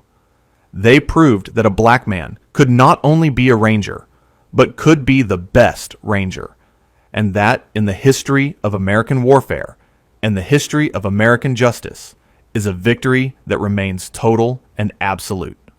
The story of the 2nd Ranger Infantry Company is a foundational text in the curriculum of American courage, offering unique lessons that distinguish them even among other black military heroes. To understand their legacy completely, we must place them in conversation with the Montford Point Marines and the Tuskegee Airmen, the other great black military pioneers of the 20th century. The Tuskegee Airmen fought for the right to fly, battling prejudice at the highest technological level. Their weapon was technical mastery and undeniable competence in the sky. Their victory was integration into the Air Force. The Montford Point Marines fought for the right to belong, forcing the most exclusive club in the military to accept them through sheer physical endurance and logistical indispensability on the beach. Their victory was integration into the Corps. The 2nd Ranger Company fought for something far more radical, the right to lead and to define elite status. They were not asking for a chance to fly a plane or haul supplies. They were demanding the right to be the spearhead, the tip of the spear, the men who would give the orders and run the highest risk missions. They fought to prove that black men were not just fit to serve, but fit to command the most elite, decisive elements of the fighting force. Their victory was the brief, terrifyingly successful existence of an all-black special operations unit that became the gold standard for every ranger who followed. This unique positioning created a paradox. The Navy and Marine Corps initially assigned their black units to logistical or secondary combat roles, where failure wouldn't impact the overall war effort. The 2nd Ranger Company was immediately tasked with the most critical missions, the success or failure of which determined the fate of entire divisions. The generals were so desperate that they had to ignore their own prejudice. an act that speaks volumes about the level of their need. The 2nd Rangers didn't wait for permission. They forced the system to rely on them at its most vulnerable point. Their mastery of the night is a perfect metaphor for their struggle. The Army's doctrine viewed the night as a time of terror for black troops. The Rangers took that terror and turned it into a weapon. By owning the darkness, the most psychologically demanding environment of the war, they symbolically conquered the fear and superstition that the Army used to rationalize its prejudice. They became the ultimate disruptors, not just of the enemy's operations, but of the Army's own racist logic. The final bitter lesson of the 2nd Ranger Company lies in the nature of their disbandment. While the Tuskegee Airmen and Montford Point Marines eventually saw their units integrated and their contributions recognized, albeit decades later, the 2nd Ranger Company was actively dissolved, not for failure, but for being too successful. This act was a clear expression of institutional fear. Their excellence was a threat to the political order of the segregated Army. The swift, deliberate scattering of their ranks was a move to deny them the ability to organize, to maintain their collective political power, and to form a lasting, visible monument to their own achievements. The Army's message was chilling. Your competence is acknowledged, but your collective power is unacceptable. This makes the persistence of their memory all the more heroic. The men who returned home had to fight an enemy that had no face, the denial of their own history. They fought with a unique form of evidence, the scars on their bodies, the ranger tabs on their uniforms, and the unspoken respect of the white soldiers they had saved. Their victory in the final analysis was a triumph of oral history and communal memory over the official, sanitized narrative of the state. The core teaching of the Buffalo Rangers is a profound lesson in self-definition in the face of absolute external definition. They were told who they were by the segregated military. They chose to define themselves by the unforgiving standard of the Ranger Creed. They refused to accept the ceiling placed above them. They climbed higher, not for the sake of the view, but to prove that the ceiling was an illusion. The legacy of the 2nd Ranger Company is now a permanent part of the Ranger Hall of Fame, a recognition that was purchased by decades of silence and the bloodshed on the Korean hills. Their story is a powerful, necessary reminder that freedom is never given. It is continually taken, often by those who are least expected to seize it. They didn't just fight for America. They fought for the very definition of what it means to be an American warrior, leaving a legacy that every Ranger, regardless of their background, stands on today. The final and most crucial act of the 2nd Ranger Infantry Company's story is the enduring challenge their sacrifice presents to the modern American military and to the public consciousness. Their history is not a dusty artifact. It is a living question mark placed at the intersection of meritocracy and race. We must understand that their disbandment was one of the greatest strategic blunders in the history of the U.S. Army's human resources. The Army, in its fear of political and social change, deliberately destroyed a unit of proven, peak-performing special operations troops. This decision was a direct result of placing the political doctrine of segregation above the military doctrine of mission accomplishment. The cost was measured not just in the loss of a phenomenal fighting unit, but in the psychological capital it cost the military years to recover. The Army spent the next 2 decades trying to rebuild the internal trust and morale that the 2nd Rangers had built organically in a matter of months. The lessons learned by the men of the 2nd Ranger Company were later codified by the military, but the origin of those lessons was ignored. The principles of battlefield integration, the understanding that fear and cold make race irrelevant, were bought with the blood of the Buffalo Rangers. When, years later, the Army finally and fully integrated, the success of those integrated units was, in part, a testament to the trail blazed by the Black Rangers. They were the original proof of concept for a fully meritocratic military. The institutional memory of their excellence became the quiet, irrefutable justification for the full desegregation that followed. Their legacy is also a testament to the power of the non-commissioned officer, NCO Corps.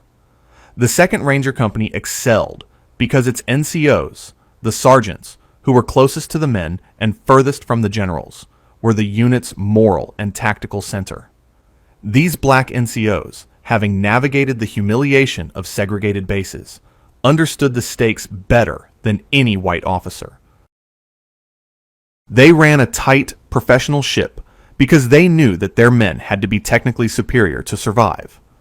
The tradition of the fiercely independent, deeply loyal, and highly professional black NCO who demands excellence from every soldier in his charge is a direct descendant of the leadership forged in the 2nd Ranger Company. But the most significant challenge the 2nd Rangers leave us is the concept of earned citizenship. In the eyes of the segregated America of 1950, a black man was not a full citizen. His rights were conditional. The Rangers went into the frozen hell of Korea and performed a superhuman feat of military courage. They were asking America, "We have faced the greatest danger, performed the most elite service, and won the most difficult battles. What more do we have to do to earn our basic rights?" Their sacrifice amplified the moral voice of the civil rights movement. The existence of these warriors, men who had risked everything in the name of the Constitution, made the continued enforcement of Jim Crow laws an act of profound national hypocrisy. Every time a civil rights activist in the 1960s was arrested, their defense rested on the unwritten contract that the 2nd Rangers and their comrades had paid for in blood. Full service demands full citizenship. The story of the 2nd Ranger Company is also a powerful reminder of the inherent American spirit of rebellion for principle. These men were not passive. They were rebels, but they channeled their rebellion into the most disciplined and effective form possible. They rebelled against the stereotype by achieving excellence. They rebelled against segregation by proving its military idiocy. They rebelled against historical erasure by leaving a combat record so pristine that it could not be permanently buried. Their rebellion was the highest form of patriotism. Today, their story must be told, not just to acknowledge the past, but to empower the future. Every young person who faces a challenge where the deck is stacked against them, who is told they are not enough, finds a perfect mirror in the experience of the 2nd Ranger Company. They prove that the most elite status is not given. It is earned in the silence, in the darkness, and in the sheer, bloody refusal to surrender one's own sense of worth. The Army tried to erase them by scattering their ranks. We honor them by gathering their story. We defy the bureaucracy that sought to silence them by amplifying their courage. The legacy of the 2nd Ranger Infantry Company is a permanent mark on the history of special operations, a mark that reads, "The elite are defined by their actions, not by their pigment." The men who jumped into the darkness at Munsan-ni were fighting for a future they would not live to see. A future where a Ranger tab was earned purely on merit. That future is here. And it is up to us, the inheritors of their sacrifice, to ensure that the memory of the Buffalo Rangers, the men who conquered the cold, the mountains, and the prejudice of their own country, remains as sharp and as clear as the icy air above Hill 581. They were the best, and their story deserves to be heard. We began this journey with the words of a prejudiced general, a man who staked his career on the belief that a black man could never be a ranger. We have traveled from the heat of Fort Benning to the frozen hell of the Chosin Mountains, and the verdict is now undeniable. The 2nd Ranger Infantry Company was not just good enough to be a Ranger Company. It was one of the most effective, most disciplined, and most strategically decisive units of the entire Korean War. The lie has been thoroughly and permanently disproven. But the final measure of their legacy is not the hill they took, the enemy they defeated, or the citations they eventually earned. The final measure is the truth they left behind, a truth forged in the crucible of deliberate injustice. The truth is that their story is a masterclass in asymmetrical warfare against systemic racism. When the Army sent them to Fort Benning, the cost of failure was the perpetuation of a lie for a generation. The 2nd Rangers flipped that equation. They understood that the cost of their success was the destruction of the lie for all time. They weaponized their own performance. They created a combat record so pristine that it became a moral and military liability for the system that created them. Their final great victory was not against the Chinese at Hill 581. It was against the Army's own doctrine of segregation. They forced the military to choose between its prejudice and its mission, and they ensured the military could only choose the latter. The truth is that their brotherhood was an act of radical patriotism. They fought for an America that did not yet exist, an America of the future, an America that lived up to its own creed. They fought for the right to hold a rifle, knowing that the right to hold a ballot would follow. Their commitment was not to a flag or a uniform, but to the ideal of citizenship, purchased not through quiet pleading, but through the loudest currency of all, their own blood. That complex, challenging, fighting patriotism is the deepest part of their inheritance. The truth is that their disbandment was the ultimate proof of their power. The Army, in its attempt to fulfill the letter of the law while violating its spirit, destroyed the unit that had saved the day at Mun San Ni. This final act of betrayal was a desperate attempt to scatter the seeds of their revolutionary success. But the Army failed. You cannot unranger a ranger. The men carried their creed, their discipline, and their earned arrogance into every new unit they joined, elevating the entire force. They may have been dissolved, but their DNA became the dominant strain of courage in the combat force. The story of the 2nd Ranger Company is the story of how America, inch by painful inch, learns the truth about itself. It is a story of a nation being saved from its own self-inflicted wounds by the unwavering commitment of its most marginalized citizens. The question of who is fit to lead, who is capable of valor, and who deserves the full rights of citizenship was answered definitively, not by a single act of legislation, but by the collective, stoic heroism of 200 men on a freezing ridge in Korea. Today, the 75th Ranger Regiment stands on the foundation they built. The standards of discipline, the emphasis on night operations, the fierce independence of the unit. These are the direct result of the crucible that forged the Buffalo Rangers. Every soldier who earns the Ranger tab today, regardless of their background, is walking in the footsteps of the men who conquered the cold, the mountains, and the systemic doubt of their own commanders. We, the inheritors of this history, have a duty to perform the final act of this mission, to make their story unforgettable. We must defy the institutional silence that tried to erase them. We must honor their sacrifice by remembering not just the triumph, but the injustice that made that triumph necessary. The men who jumped into the darkness at Mun San Ni were fighting for the day when the word black would not need to precede the word ranger. That day is here, and it is because they were willing to risk everything in a war that was not just against the North Koreans, but against the shadow of the 1925 prejudice that defined their own army. The 2nd Ranger Infantry Company, Airborne, stands as a permanent, powerful testament to one single eternal truth. There is no color to courage. They were too successful to tolerate. They were too brave to forget. And their legacy remains a final, irrefutable command to the nation they saved. Give the best a chance, and they will always prove you wrong. Thank you for watching. If this story moved you, if it made you understand the true cost of their valor, share this video. Subscribe to keep the history alive. Let the world know that the name Buffalo Ranger is synonymous with the highest form of American courage. Their mission is over. Our mission to remember them has just begun. In In the suffocating autumn of 1859, in the isolated village of Merrow Creek, Louisiana, a 7-year-old black boy named Samuel Carter became the center of one of the most bewildering and terrifying medical cases ever documented in the American South before the Civil War. Dr.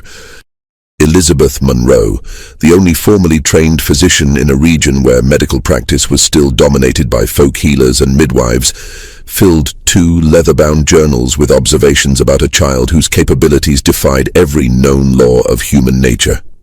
The boy appeared ordinary at first glance, small, frail, with dark eyes that rarely blinked and skin the color of rich Mississippi soil. But behind that harmless appearance dwelled an intelligence that the science of the era simply could not classify or comprehend. During 7 terrifying months, 9 people died under inexplicable circumstances after interacting with Samuel Carter. All were found with their eyes wide open, as if they had witnessed something beyond human comprehension in their final moments. The boy claimed to hear voices coming from the swamp, voices that whispered secrets, revealed hidden truths, and announced imminent deaths. He knew things that no illiterate child should know. Precise anatomical details of the human body, knowledge of diseases that had not yet manifested, intimate dreams that people had never shared with anyone. Before we continue, don't forget to subscribe to the channel and comment which city you're listening from. Thank you, and let's keep going. Official records were partially destroyed during the Civil War, but Dr. Monroe's journals survived, hidden in the attic of her former residence for over a century. What these documents reveal about Samuel Carter challenges our understanding of the limits of the human mind and raises disturbing questions about the existence of capabilities that science still cannot explain. This is a story about a black child whose gifts terrified white society, whose intelligence threatened the very foundation of a system built on claiming black inferiority, and whose fate reminds us of the countless brilliant black minds that were silenced, hidden, or destroyed because they dared to be extraordinary. Before we continue with the story of Samuel Carter and the terror that descended upon Merrow Creek, if this account is piquing your curiosity, make sure to subscribe to our channel and ring that notification bell so you never miss our deep dives into America's darkest historical mysteries. And please let us know in the comments what state or city you're listening from. We love hearing from our community of mystery enthusiasts around the world. Samuel Carter was born in the spring of 1852 on the Whitmore plantation, one of the largest cotton operations in Ascension Parish. His mother, Esther Carter, was a house servant who had learned to read despite the laws forbidding literacy among enslaved people. She would trace letters in the dirt behind the kitchen house, teaching young Samuel in whispers and stolen moments. His father, whose name was never recorded in any official document, had been sold away before Samuel's 2nd birthday. Esther never spoke of him, but sometimes Samuel would wake in the night to find his mother sitting by the window, tears streaming down her face as she stared out at the darkness beyond the slave quarters. When Samuel was 4 years old, Esther developed a persistent cough that wouldn't go away. The plantation owner, Robert Whitmore, refused to call a doctor for a slave, insisting that she continue her duties despite her deteriorating condition. Samuel would sit beside his mother at night, his small hand clutching hers, and he would tell her things that frightened her. "Mama," he whispered one night, his voice carrying a weight no child's voice should hold. "The sickness is in your chest, like a flower growing. It has roots that spread. The voices in the swamp tell me it will take you before the cotton blooms again." Esther died 3 months later in February of 1856, coughing blood into rags that Samuel tried desperately to keep clean. He was only 4 years old, but he did not cry at her funeral. He stood silent and still as the other enslaved people sang spirituals over her grave in the corner of the plantation where black bodies were laid to rest without markers or monuments. When asked why he didn't weep, Samuel simply said, "She's still here. She talks to me now like the others in the swamp. She says she's finally free.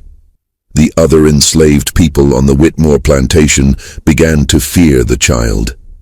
There was something in his eyes, they whispered, something old and knowing that shouldn't exist in someone so young.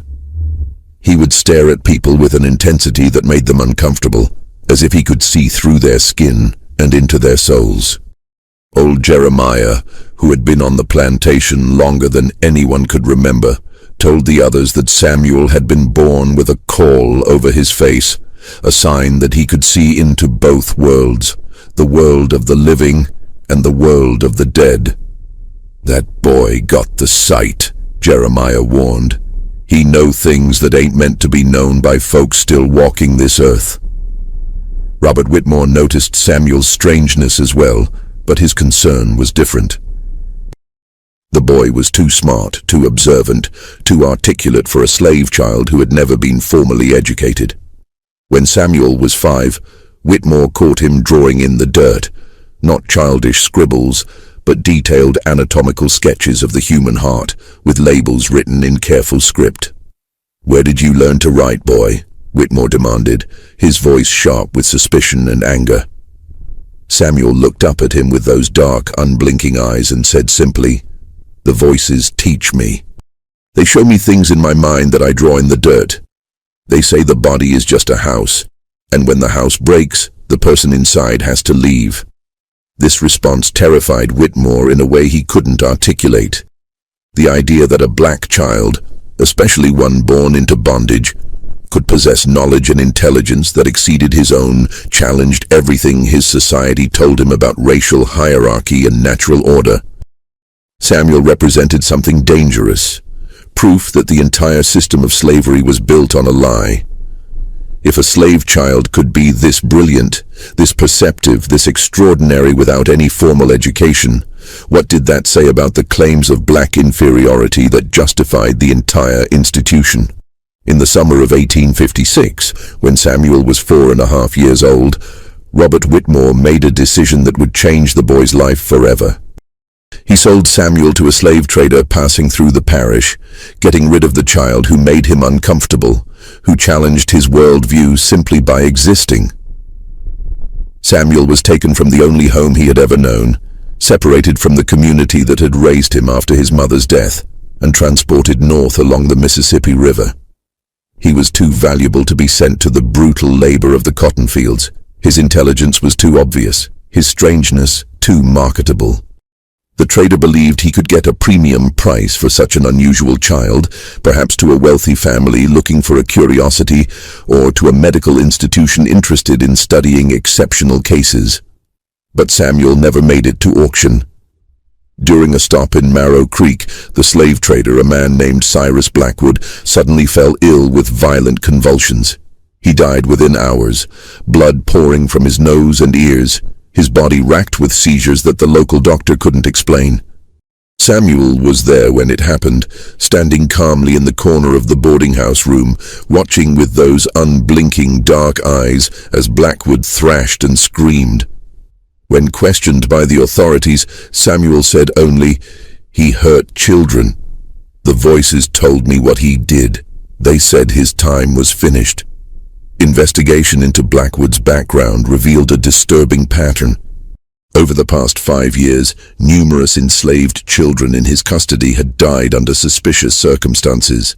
Disappearances explained away as runaways, bodies found in rivers and marked as drownings, sudden illnesses that struck only after Blackwood had purchased a child.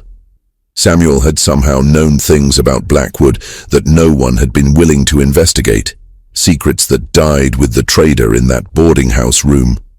With no one to claim ownership of Samuel, and no legal guardian willing to take responsibility for a slave child with no papers, the boy found himself in an unprecedented situation.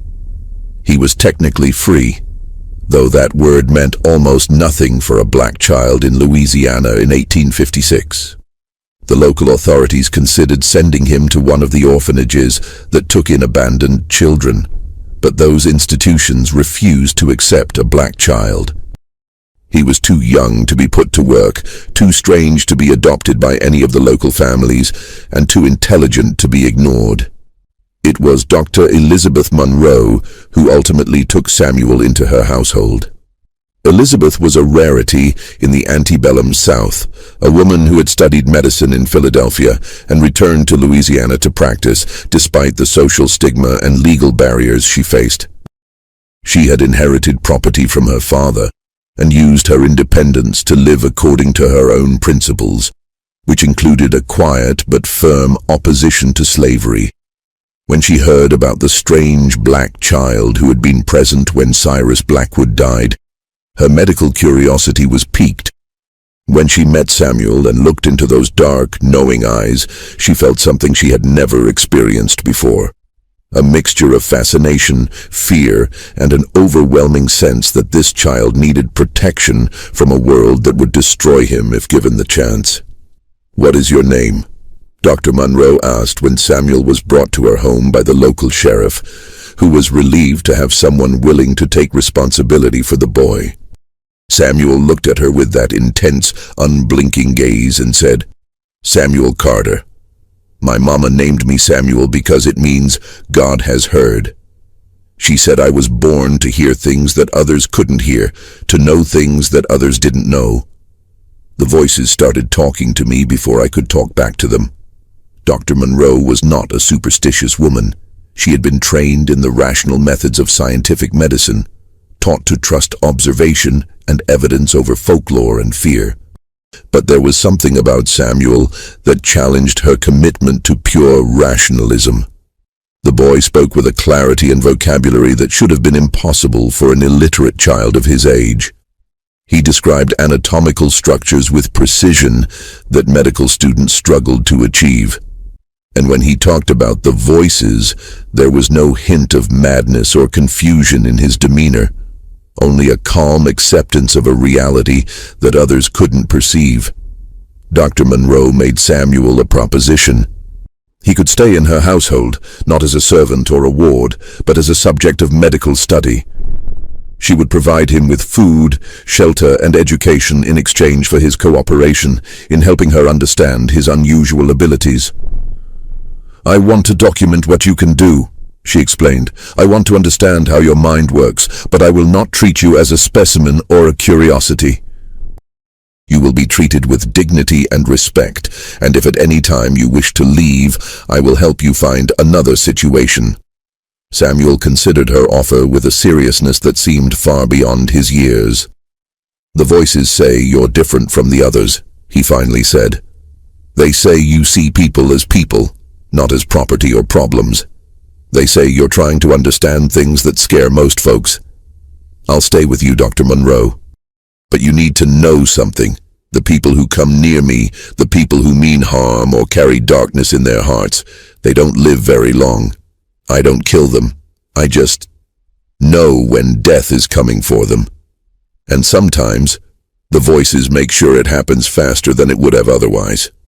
This statement should have frightened Dr. Monroe away. Instead, it deepened her fascination.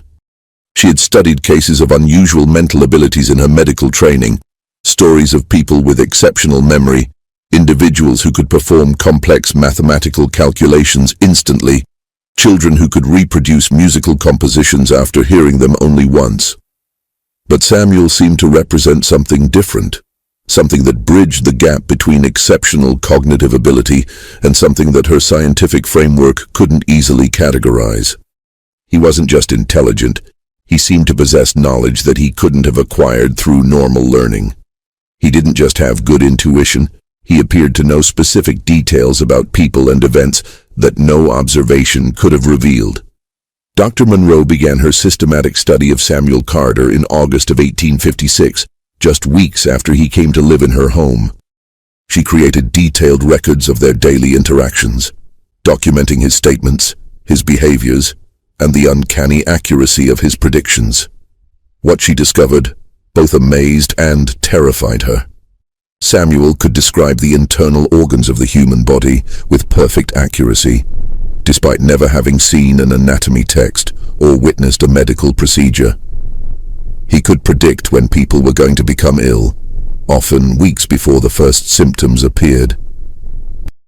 He knew intimate details about the lives of people he had never met, their fears, their secrets, their sins. How do you know these things? Dr. Monroe asked repeatedly, trying to find a rational explanation for abilities that seemed to defy natural law.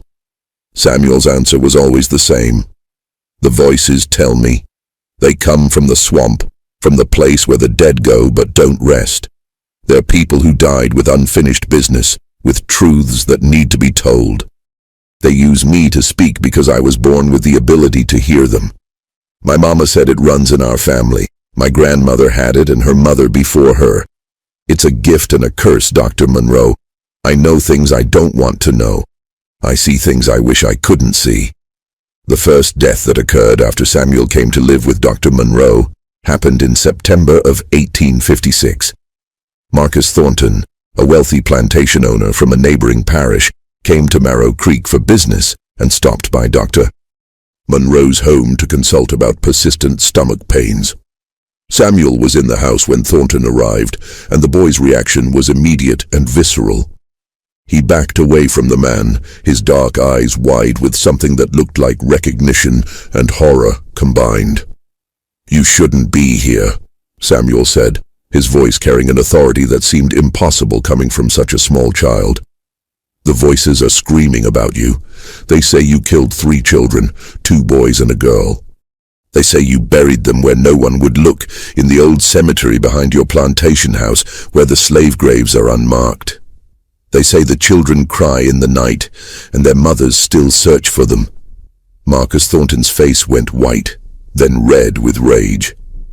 "How dare this slave child speak to me this way?" he shouted at Dr. Monroe. "Control your property, or I'll have him whipped for insolence." But there was something in Thornton's reaction that went beyond mere offense at a breach of social protocol. There was genuine fear in his eyes, the look of a man whose darkest secrets had been exposed to the light. Dr. Monroe, despite her discomfort with the situation, defended Samuel. "He is not my property, Mr. Thornton. He is under my protection, and I would appreciate it if you would leave my home immediately." Thornton stormed out, his stomach pains apparently forgotten in his rage and fear. 3 days later, he was found dead in his carriage on the road back to his plantation. The official cause of death was listed as heart failure, but Dr. Monroe, who was called to examine the body, noted several disturbing details. Thornton's eyes were wide open, frozen in an expression of absolute terror. His mouth was open as if he had been screaming, and there were marks on his neck that looked almost like finger impressions, though no one had been with him in the carriage.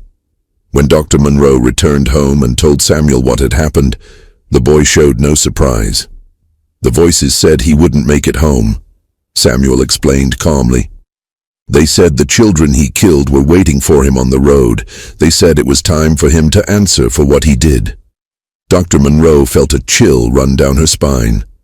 "Samuel," she said carefully, "are you telling me that you somehow caused Mr. Thornton's death?" The boy shook his head. "I didn't cause anything, Dr. Monroe. I just knew it was going to happen. The voices don't lie about these things. When they say someone's time is finished, when they say someone has debts to pay in blood and suffering, it always comes true. I'm just the messenger." Investigation into Thornton's plantation revealed exactly what Samuel had described. In the old slave cemetery, hidden beneath unmarked graves, authorities found the remains of 3 children, 2 boys aged approximately 8 and 10, and a girl who couldn't have been more than 6 years old. All showed signs of violence that had nothing to do with the harsh realities of slavery and everything to do with the sadistic cruelty of a man who believed his wealth and power made him untouchable.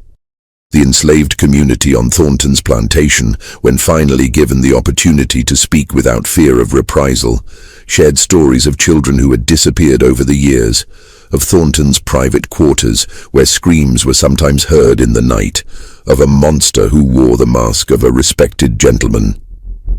Samuel had known all of this without ever setting foot on Thornton's property. He had known it the moment he saw the man, as if the voices from the swamp had whispered every terrible detail into his mind. This was not coincidence or lucky guessing. This was something that Dr. Monroe's medical training had not prepared her to understand or explain. The second death came in October, just weeks after Thornton's mysterious demise. Reverend Silas Jameson, the pastor of Marrow Creek's largest church, was a man who preached about Christian charity and divine grace every Sunday, while quietly profiting from the slave trade during the week.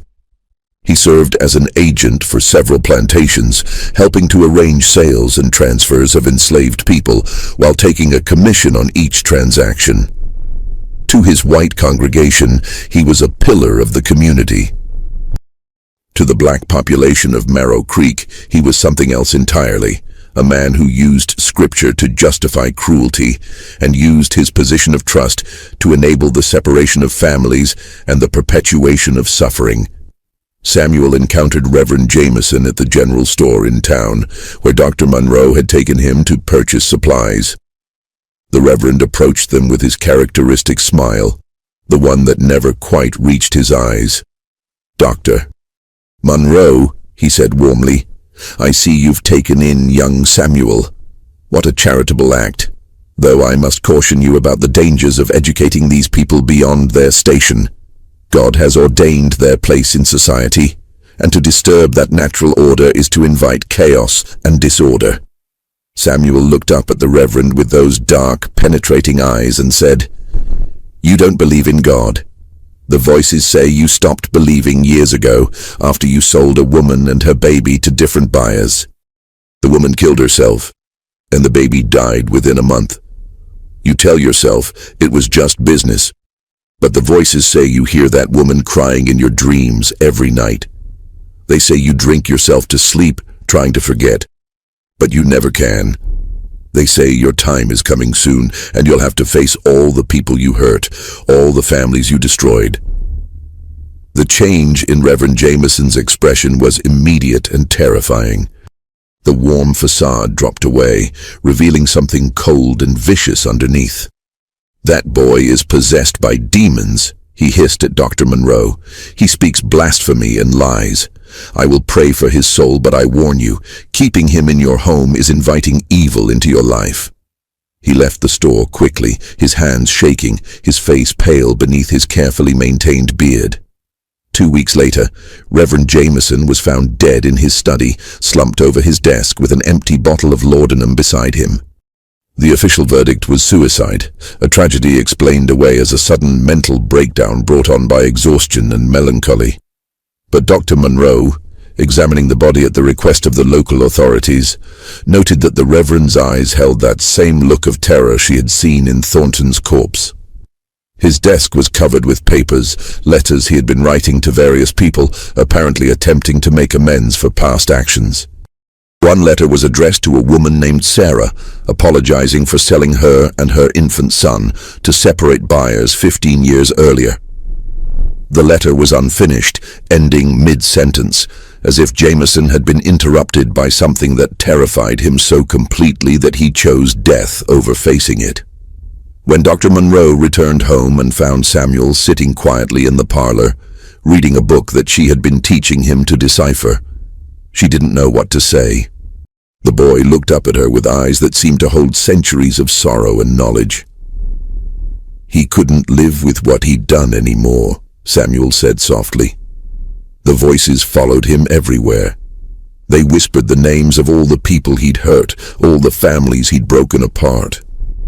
They showed him what happened to Sarah's baby, how the child died crying for his mother in a plantation far away.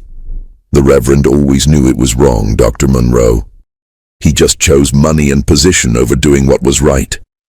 The voices don't forgive that kind of choice. Dr. Monroe sat down heavily in her chair, her medical rationalism struggling against the evidence accumulating before her eyes. "Samuel," she said carefully, "you need to understand how dangerous this is.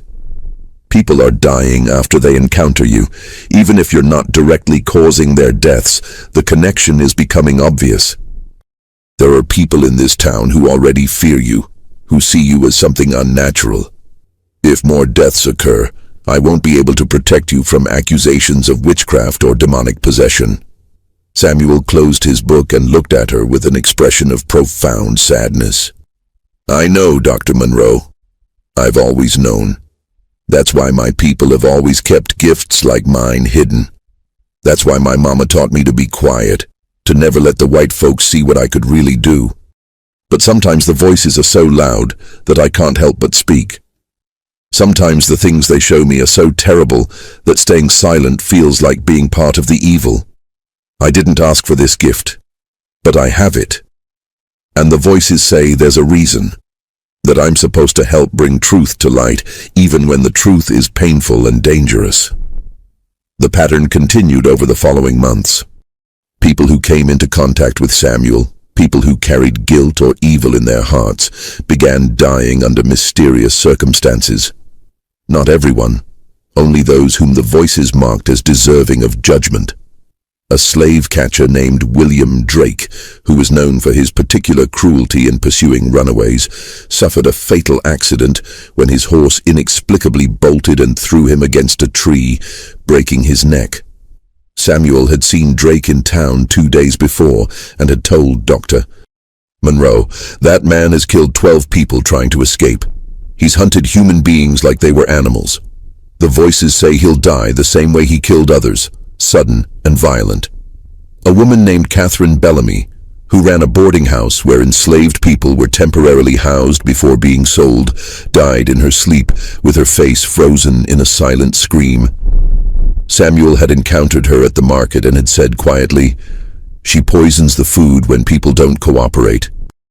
The voices showed me 3 women who died because they refused to stop crying for their children. She'll die by poison too, not from anyone's hand, but from the fear that eats her alive from the inside. Each death was technically explainable through natural causes or accidents, but the pattern was unmistakable to anyone paying attention. Samuel Carter knew things he shouldn't know. He predicted deaths with uncanny accuracy. And the people who died were invariably those who had committed terrible acts, particularly acts of cruelty toward enslaved people. It was as if Samuel served as a conduit for some form of cosmic justice, a vessel through which the accumulated suffering and rage of his people found voice and retribution. Dr. Monroe's journals from this period reveal her growing confusion and fear. She was a scientist, trained to observe and document phenomena according to rational principles. But Samuel challenged every framework she had for understanding the world. She conducted tests, trying to determine if his knowledge came from some form of heightened observational ability, or perhaps an exceptional memory that allowed him to recall and connect details that others missed. But the evidence consistently pointed to something beyond natural explanation. Samuel knew things he could not have observed. He described events he could not have witnessed. He predicted outcomes that no amount of careful deduction could have foreseen. "The boy possesses knowledge that defies conventional explanation," Dr. Monroe wrote in her journal in January of 1857. He describes the internal structure of organs he has never seen dissected. He knows the names of diseases and their symptoms without having studied medicine.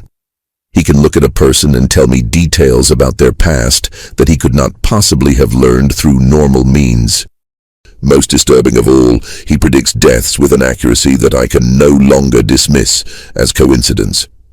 I am forced to conclude that Samuel Carter either possesses some form of extrasensory perception that science has not yet discovered, or he is indeed in contact with something beyond our material world. As a physician and a woman of science, I find myself confronting the possibility that our understanding of human consciousness and the nature of reality itself may be fundamentally incomplete. The community's reaction to Samuel grew increasingly hostile as the pattern of deaths became more obvious. White residents of Marrow Creek began to whisper that the boy was cursed, that he brought death wherever he went, that Dr. Monroe was foolish and dangerous for keeping him in her household. The enslaved population had a different reaction. Many saw Samuel as a kind of avenging angel, a child chosen by God or the ancestors to bring justice to those who had escaped earthly punishment. Some believed he was a prophet. Others thought he might be one of the old spirits made flesh. But all recognized that Samuel was no ordinary child. Old Jeremiah, who had been sold away from the Whitmore plantation and now worked at a nearby farm, sought out Samuel in February of 1857. He found the boy sitting by the edge of the swamp that bordered Dr. Munro's property, staring out at the dark water and twisted trees. "Boy," Jeremiah said softly, "I need to talk to you about what you are and what you can do." Samuel looked up at him with those knowing eyes. "You're going to tell me about the old ways," Samuel said. "About the people who came before us, the ones who brought their spirits and their power across the ocean. You're going to tell me that what I have isn't strange or evil. It's part of who we are as a people."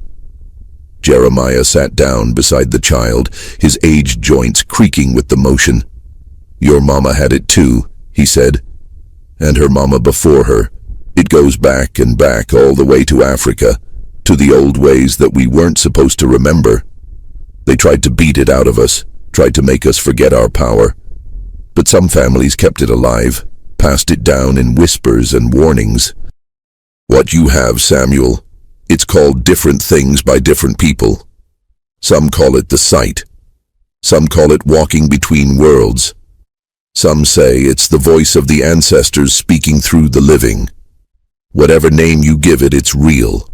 And it's dangerous, especially for a black child in a world that don't want us to have any power at all." Samuel listened intently as Jeremiah explained the history that had been hidden from him, the traditions that had been preserved despite every attempt to erase them. He learned about the griots in Africa, who remembered the stories of their people, about the medicine workers who could see sickness before it manifested, about the wise ones who could communicate with the dead and bring messages from the other side. He learned that his gift was not a curse or an aberration, but a connection to something ancient and powerful, a link to the spiritual traditions of his ancestors that had survived the Middle Passage, survived slavery, survived everything designed to destroy the soul of his people. "But you need to be careful, boy," Jeremiah warned. "The white folks are already scared of you. They're scared because you represent everything they tell themselves ain't true, that we're just as smart as them, just as capable, just as human. And now you're showing them something even more frightening, that maybe we got gifts and abilities that they don't understand and can't control. They'll come for you eventually, Samuel.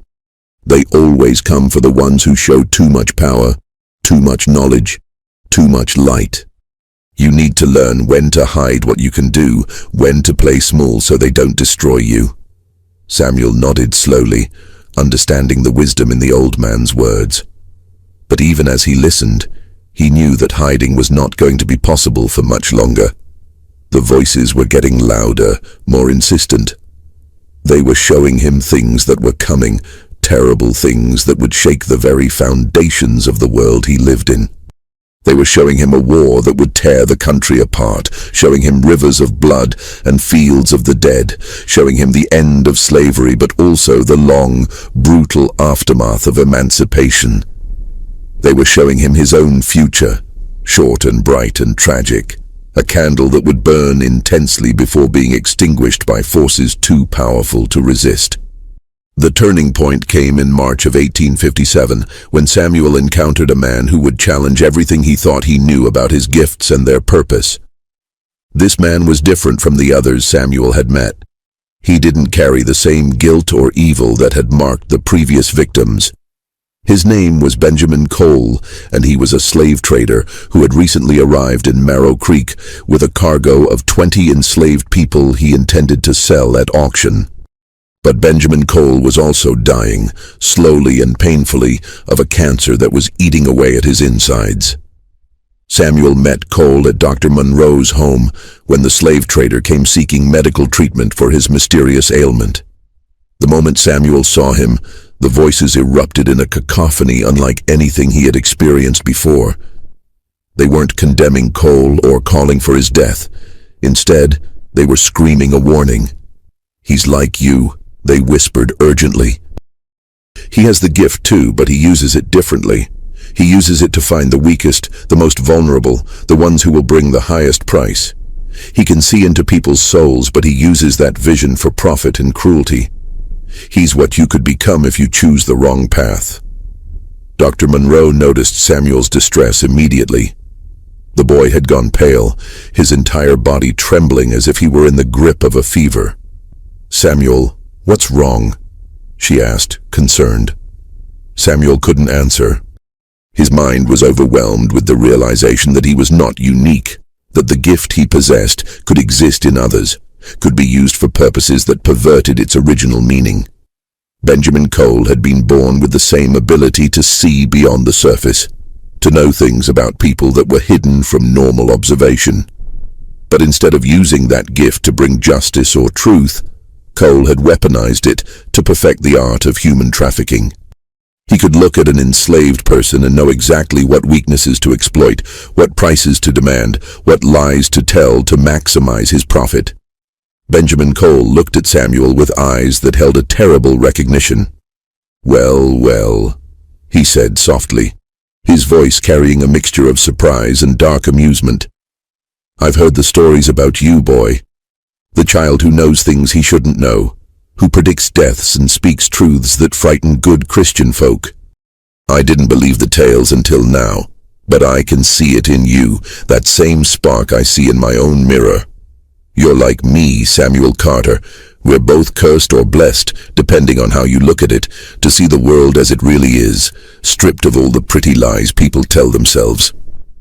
Samuel found his voice, though it came out hoarse and strained. "I'm nothing like you," he said. "The voices told me what you do. You take people who are already broken and you break them further.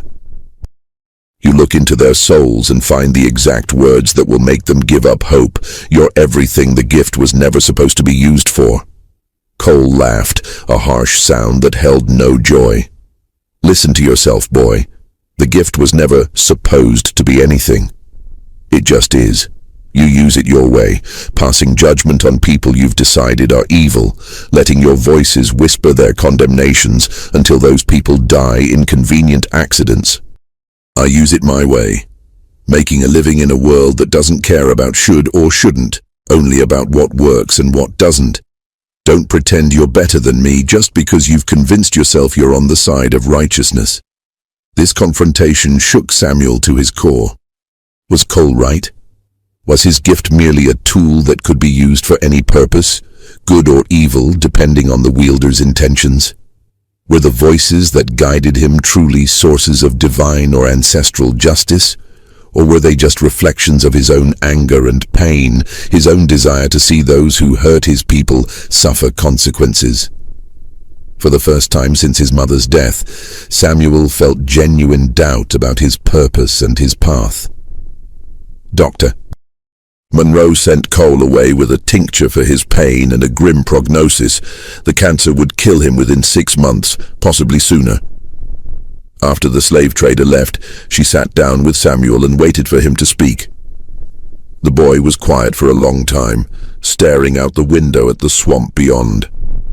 Finally, he said, "What if I'm wrong about everything, Doctor? Monroe. What if the voices aren't messages from the dead or the ancestors? What if they're just my own mind, twisted by anger and grief, creating justifications for wanting people to suffer?" Dr. Monroe chose her words carefully. "Samuel, I can't tell you whether your voices are real in the way you believe them to be. I don't have the knowledge or wisdom to make that determination, but I can tell you what I've observed. The information you provide is accurate in ways that exceed any natural explanation I can conceive. You've revealed truths about people that led to the discovery of crimes that might otherwise have remained hidden. The people who have died after encountering you were, without exception, individuals who had caused tremendous suffering to others. Whether that's justice or vengeance, whether it's divine intervention or some unknown psychological phenomenon, I cannot say.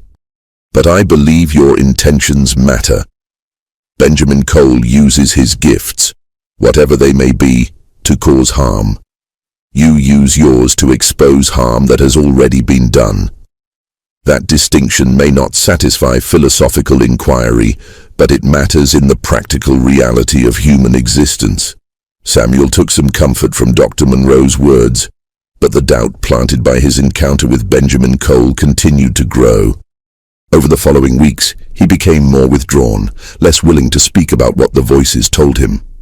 He still heard them, still saw the visions they sent, but he began to question whether acting on that information was truly justice, or merely his own desire for revenge against a world that had taken everything from him. Benjamin Cole died in May of 1857, his body finally succumbing to the cancer that had been consuming him. But before he died, he did something that would change Samuel's life irrevocably. He confessed, not to a priest or to law enforcement, but to Dr. Monroe in a letter that arrived 3 days after his death. In it, Cole described in excruciating detail the methods he had used to break the spirits of the people he trafficked. He listed names, dozens of them, of individuals he had sold, including information about where they had been sent and what had happened to them. He described the psychological torture he inflicted, the way he used his unnatural perception to find each person's deepest vulnerability and exploit it until they became compliant, defeated, easier to sell. And at the end of the letter he wrote, "That boy, Samuel Carter, he saw what I was the moment we met. I spent my whole life believing I was using my gift wisely, making the best of an ugly world. But looking into that child's eyes, I saw myself reflected back, and I realized I had become a monster. The cancer eating my body is nothing compared to the rot that's been consuming my soul. Tell the boy he was right. Tell him he's better than me. Tell him to never become what I became, no matter how tempting it might be to use his power for personal gain. And give the enclosed documents to the abolitionists in the North. Maybe some of the people I destroyed can be found and reunited with their families. It won't redeem me, but maybe it will count for something in whatever judgment awaits me." The documents Cole included with his letter contained detailed records of his transactions over 20 years of slave trading. Names, ages, descriptions, sale prices, destination plantations, everything an abolitionist network would need to potentially locate and track enslaved people who had been separated from their families. Dr. Monroe, recognizing the value and danger of these documents, carefully copied them and sent the copies to contacts she had in the North. People who worked with the Underground Railroad and other networks helping enslaved people escape to freedom. Samuel's reaction to Cole's confession was complex. On one hand, it validated his initial assessment of the man and confirmed that his gift had not misled him. On the other hand, it raised troubling questions about the nature of redemption and judgment. Cole had done terrible things, but his final act had been one of genuine remorse and an attempt to partially right his wrongs. Did that count for anything? Did the voices consider such late-stage repentance meaningful? If Cole had lived long enough to act on his regrets, would he have been spared the judgment that befell others who never showed remorse? These questions occupied Samuel's thoughts through the summer of 1857 as he continued his strange life in Dr. Monroe's household. She was teaching him to read and write with increasing sophistication, exposing him to books on medicine, philosophy, and science. He absorbed information with remarkable speed, his mind hungry for knowledge that could help him understand the world and his place in it.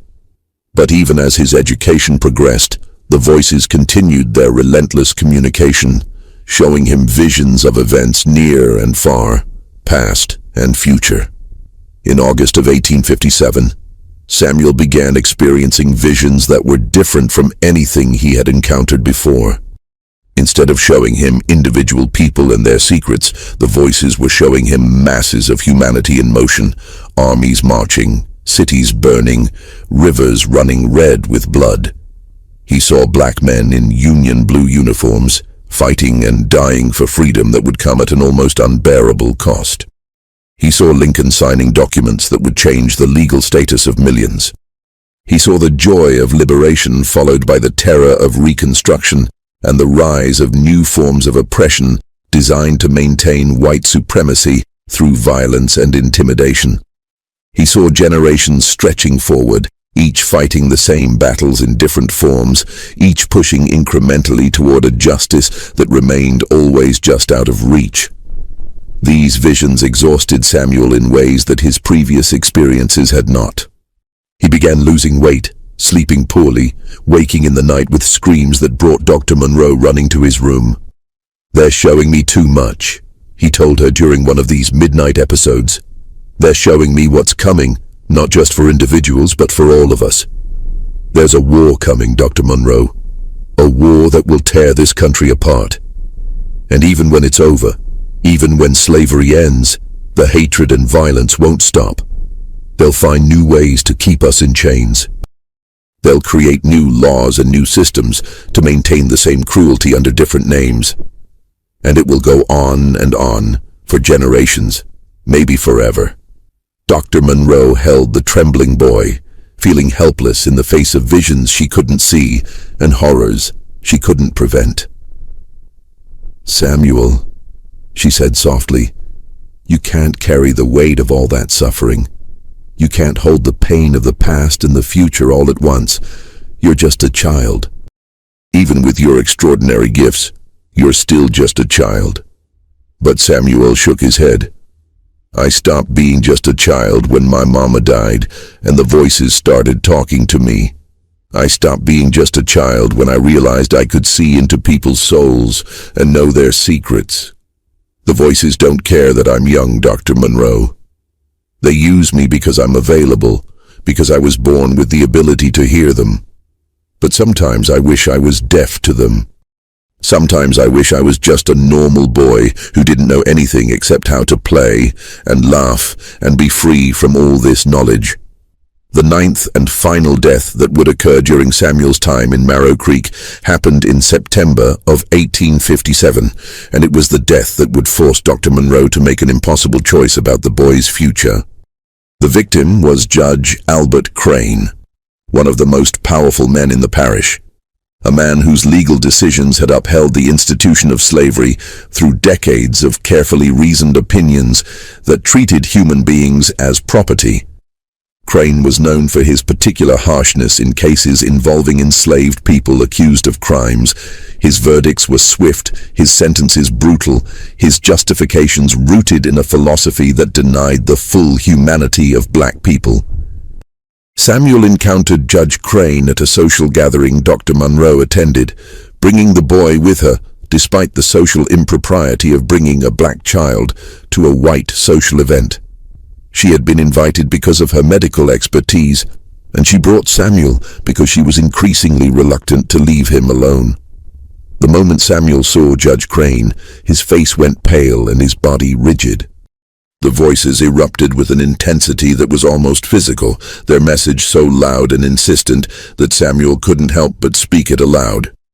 "You sentenced a man to death for trying to protect his daughter," Samuel said, his voice carrying across the sudden silence that fell over the gathering. "His name was Thomas. He killed the overseer who was raping his 15-year-old daughter. You said a slave has no right to defend his family. That property cannot commit justifiable homicide against its owners. You watched him hang, and you felt nothing. You've sent 47 people to death by hanging, 213 to brutal whippings, countless others to be sold away from their families as punishment. The voices say every single one of those people is waiting for you. They say your judgment is coming, and it will be as merciless as the judgments you handed down." The reaction was immediate and violent. Judge Crane, his face purple with rage, demanded that Samuel be removed and punished for his insolence. Several men at the gathering moved toward the boy with clear intent to inflict immediate physical harm. Dr. Monroe positioned herself between Samuel and the angry mob, her voice sharp and commanding. "This child is under my protection and is speaking from a place of mental disturbance. He means no harm and deserves compassion, not violence." But Judge Crane was not satisfied. "That boy has pronounced a death sentence on me based on lies and delusions. He will be taken into custody and punished according to the law. No black child will threaten a sitting judge and escape consequences. Dr. Monroe knew she had only moments to act. She gathered Samuel quickly and left the gathering, ignoring the shouts and threats that followed them. They returned to her home, and she began making immediate arrangements. "Samuel," she said urgently, "you need to leave Marrow Creek tonight. Judge Crane will send men to arrest you, possibly to lynch you without any pretense of legal process. I have contacts in the north who can help you reach safety, but you must leave immediately." Samuel looked at her with those ancient eyes and said quietly, "It doesn't matter if I leave, Dr. Monroe. The judge will die within 3 days regardless of where I am. The voices have already pronounced their judgment. His death is already set in motion. But you're right that I should leave. Not to save him, but to save you from being implicated in what's coming." That night, Dr. Monroe arranged for Samuel to be taken by trusted allies along a secret route toward freedom. She gave him documents claiming he was a free black child traveling with permission, though they both knew such papers would provide minimal protection. She gave him what money she could spare and letters of introduction to abolitionists in the North who might help him. And she held him close for a moment, this extraordinary child who had changed her understanding of reality itself. "Will I ever see you again?" she asked. Samuel smiled sadly. "The voices show me many possible futures, Dr. Monroe. In some we meet again, in others we don't. But in all of them, I remember you as the one person who saw me as human first, as exceptional second. You treated me with dignity when the world wanted to treat me as either a slave or a monster. I'll carry that with me wherever I go." Samuel Carter disappeared into the night, guided by conductors on the Underground Railroad who risked everything to help enslaved people and free black children escape to safety. Dr. Monroe never saw him again, though she spent the rest of her life wondering what became of the extraordinary boy who had briefly illuminated her understanding of human potential. 3 days after Samuel's departure, Judge Albert Crane was found dead in his chambers. He had apparently suffered a massive stroke, his body discovered slumped over legal documents he had been reviewing. But those who prepared his body for burial reported strange details. His eyes were wide open, frozen in an expression of absolute terror. His mouth was open in a silent scream. And witnesses claimed that in the moments before his death, people in the courthouse had heard what sounded like many voices all speaking at once, though no one could make out the words. The enslaved people in the parish whispered that the ghosts of all the people Crane had condemned had come to collect their debt, that they had surrounded him in his final moments and shown him the faces of everyone he had destroyed. Whether that was true or merely folklore born from a desperate need for justice, no one could say with certainty. Dr. Elizabeth Monroe continued her medical practice in Marrow Creek until the outbreak of the Civil War in 1861. When Union forces occupied Louisiana in 1862, she volunteered her services as a physician to treat wounded soldiers, both Union and Confederate, making no distinction between them. In her journals from this period, she wrote extensively about Samuel, trying to make sense of what she had witnessed and documented during their time together. She developed a theory that Samuel represented an evolutionary adaptation, a survival mechanism developed by an oppressed people who needed ways to identify threats and protect themselves in a world designed to destroy them. But even as she formulated scientific explanations, she could not fully dismiss the possibility that Samuel's gifts were exactly what he claimed them to be: communications from the dead, messages from ancestors who refused to let their suffering be forgotten.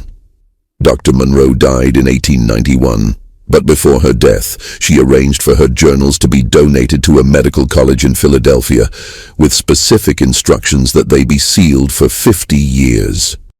She did not want Samuel to be hunted or studied as a curiosity, but she also believed that future generations might benefit from the careful documentation she had compiled. Those journals were opened in 1941 and studied by researchers trying to understand the limits of human perception and consciousness. The case of Samuel Carter became the subject of academic papers in psychology, neurology, and even parapsychology. But the journals raised more questions than they answered, providing meticulous documentation of extraordinary events without offering any definitive explanation for how such events were possible. As for Samuel Carter himself, his story does not end with his departure from Marrow Creek. Reports of a black boy with uncanny abilities began appearing in northern states in the late 1850s. A child in Pennsylvania who could diagnose illnesses with remarkable accuracy despite no medical training. A young man in Massachusetts who helped locate bodies of murder victims by claiming to hear their voices calling for justice. A teenager in Ohio who worked with the Underground Railroad and seemed to know which conductors could be trusted and which routes were compromised. Whether these were all the same person or whether Samuel's gifts were less unique than Dr. Monroe believed remains unknown. During the Civil War, stories emerged of a black scout working with Union forces who could predict Confederate troop movements and identify spies with supernatural accuracy. Some accounts describe a young man who would stand on battlefields after the fighting ended, tears streaming down his face, speaking to the dead as if he could see and hear them. Soldiers reported that this young man seemed to be taking messages from the dying, recording their final words, learning their names so that families could be notified. Several Union officers mentioned in their correspondence a remarkable black man named Samuel who possessed intelligence and abilities that exceeded anything they had previously encountered. But official military records from the period are incomplete and often contradictory. After the war ended and Reconstruction began, reports of Samuel became less frequent but more disturbing. He appeared in places where racial violence was occurring, lynchings, massacres, riots where white mobs attacked black communities. Survivors of these atrocities sometimes mentioned a thin black man with ancient eyes who would appear afterward, documenting what had happened, recording the names of the dead, bearing witness to horrors that the official historical record would try to erase or minimize. Some claimed he could identify the perpetrators of violence even when they hid behind masks and sheets, that he spoke the names of murderers with absolute certainty, names that the voices from the swamp had revealed to him. One of the most detailed accounts comes from Colfax, Louisiana, where in 1873, a white mob massacred between 60 and 150 black men in what is considered one of the worst instances of racial violence in American history. A survivor named Isaiah Freeman later testified that after the massacre, a man who called himself Samuel came to the site and spent hours walking among the dead, speaking to them as if they could hear him. He was taking down their names, Freeman recalled in an interview conducted in 1920. He said the voices told him each name, told him who they had been in life, who their families were. He said he was making a record that couldn't be destroyed or forgotten, a record that would last longer than any written document. I asked him how he could stand to be among so much death, and he said, "I've been walking among the dead since I was 4 years old. They're no more frightening than the living. Often, they're more honest." The last confirmed sighting of someone who might have been Samuel Carter occurred in 1899 in Wilmington, North Carolina, in the aftermath of a coup d'etat where white supremacists overthrew the legitimately elected local government and murdered dozens of black citizens. A black journalist named Alexander Manley, who was forced to flee the city, wrote about encountering a man who claimed to be documenting the massacre for a record that would outlast the lies white folks tell about what really happened here. According to Manley's account, this man was in his late 40s, thin and worn, with eyes that looked like they had seen every terrible thing that could happen to our people and remembered all of it. When Manley asked the man his name, he replied, "I've been called many names. Samuel is the one my mother gave me. It means God has heard.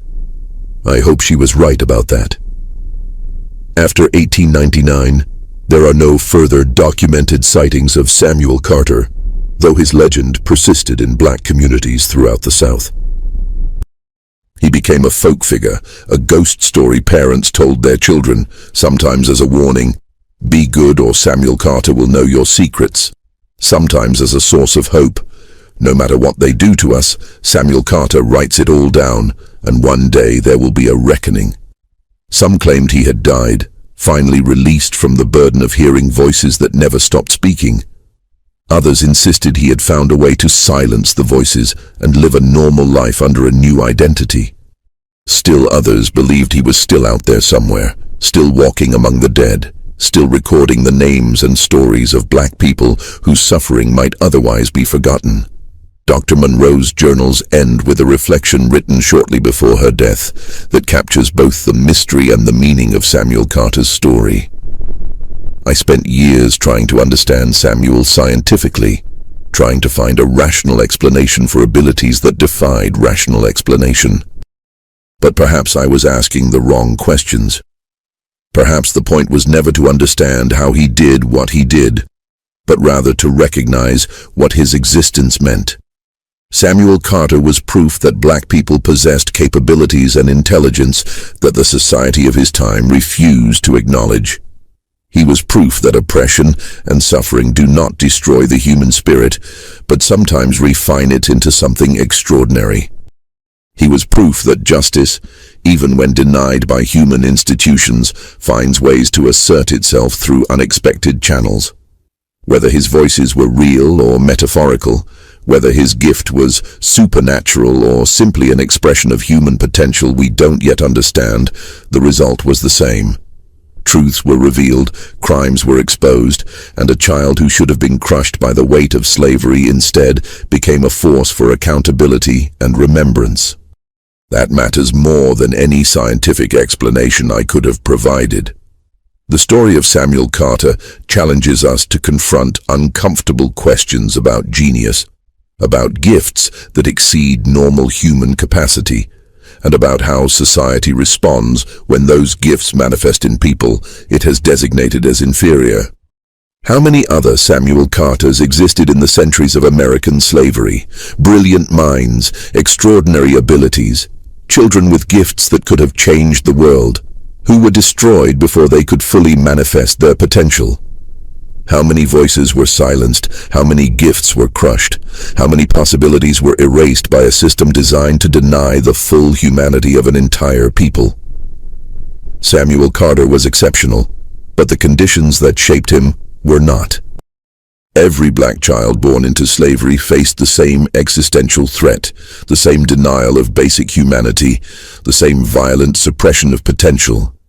Samuel survived and found ways to use his gifts because a few people, his mother, Dr. Monroe, the conductors on the Underground Railroad, chose to see him as human first and protected him when they could. But for every Samuel Carter who found protection, thousands of others did not. Their stories are lost, their names forgotten, their gifts never realized because they were born into a system designed to destroy exactly what made them extraordinary. The mystery of Samuel Carter ultimately is not about whether his voices were real or whether he truly possessed supernatural abilities. The mystery is about what it means to be human, to possess gifts and intelligence and potential in a world that denies your right to exist as a full person. The mystery is about how genius survives oppression, how truth finds voice even when speaking truth is dangerous, how justice asserts itself even when every official institution denies it. The mystery is about the countless brilliant black minds that existed in the darkness of slavery and the centuries that followed. Minds that changed their communities in quiet ways even when they couldn't change the larger world.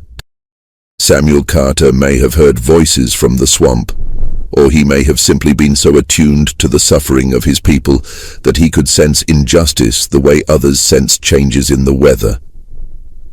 Either way, he represented something that terrified the architects of white supremacy.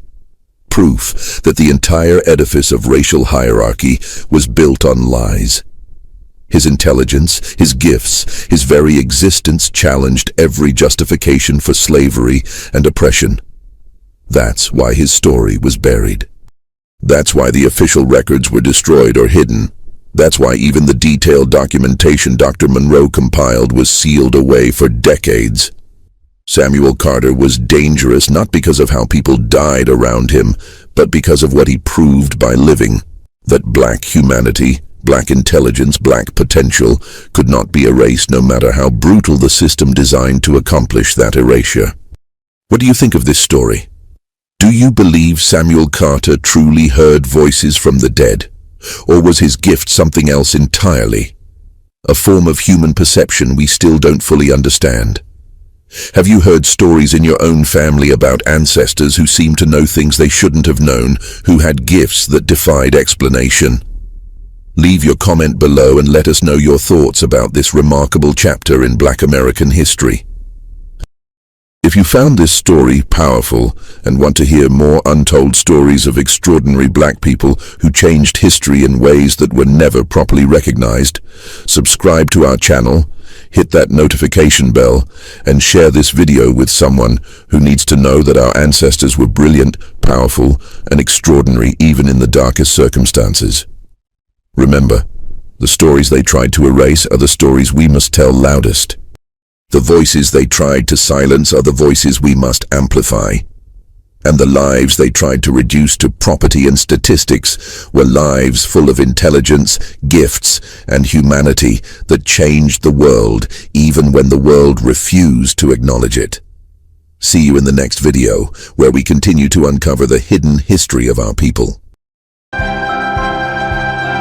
In 1864, 23 children were found locked in the basement of a Georgia plantation. They all had the same unique features: high cheekbones, pale green eyes, and auburn hair with gold streaks. When Union soldiers broke down the iron doors of Thornhill Estate in Burke County, they found these kids huddled together in the dark. Some were as young as 4, while others were on the verge of becoming teenagers. The oldest, a girl of 13, told the officers something that made veteran soldiers sick. Mistress says, "We are her legacy.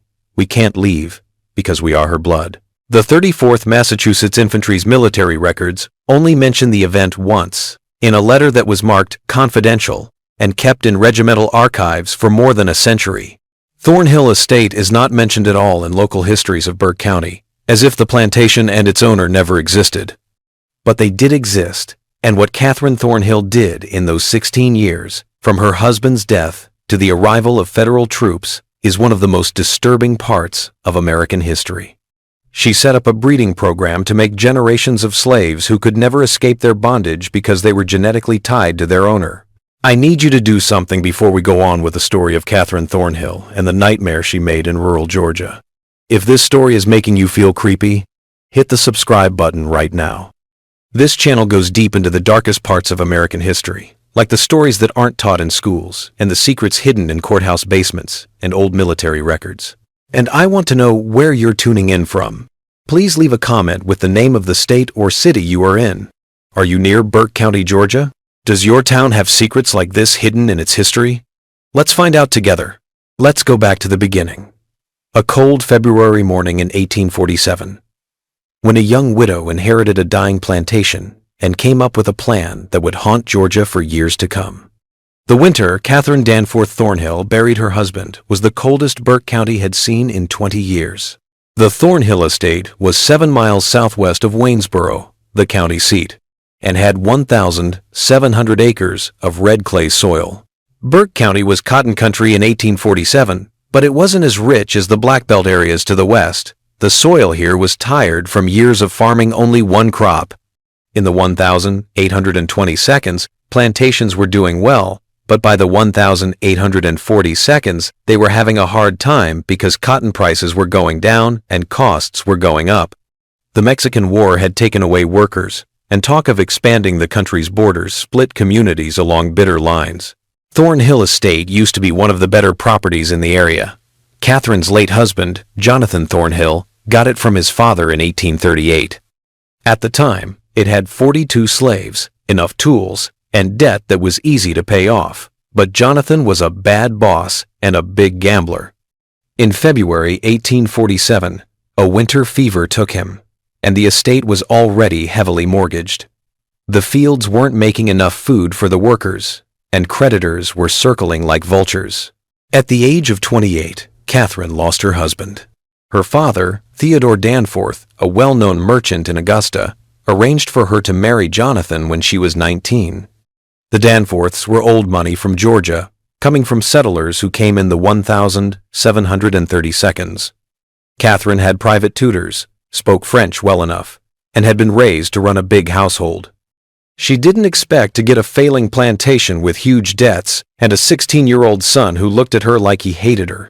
Jonathan's first wife had a son named Richard Thornhill. Jonathan's mother died in 1831 while giving birth to him.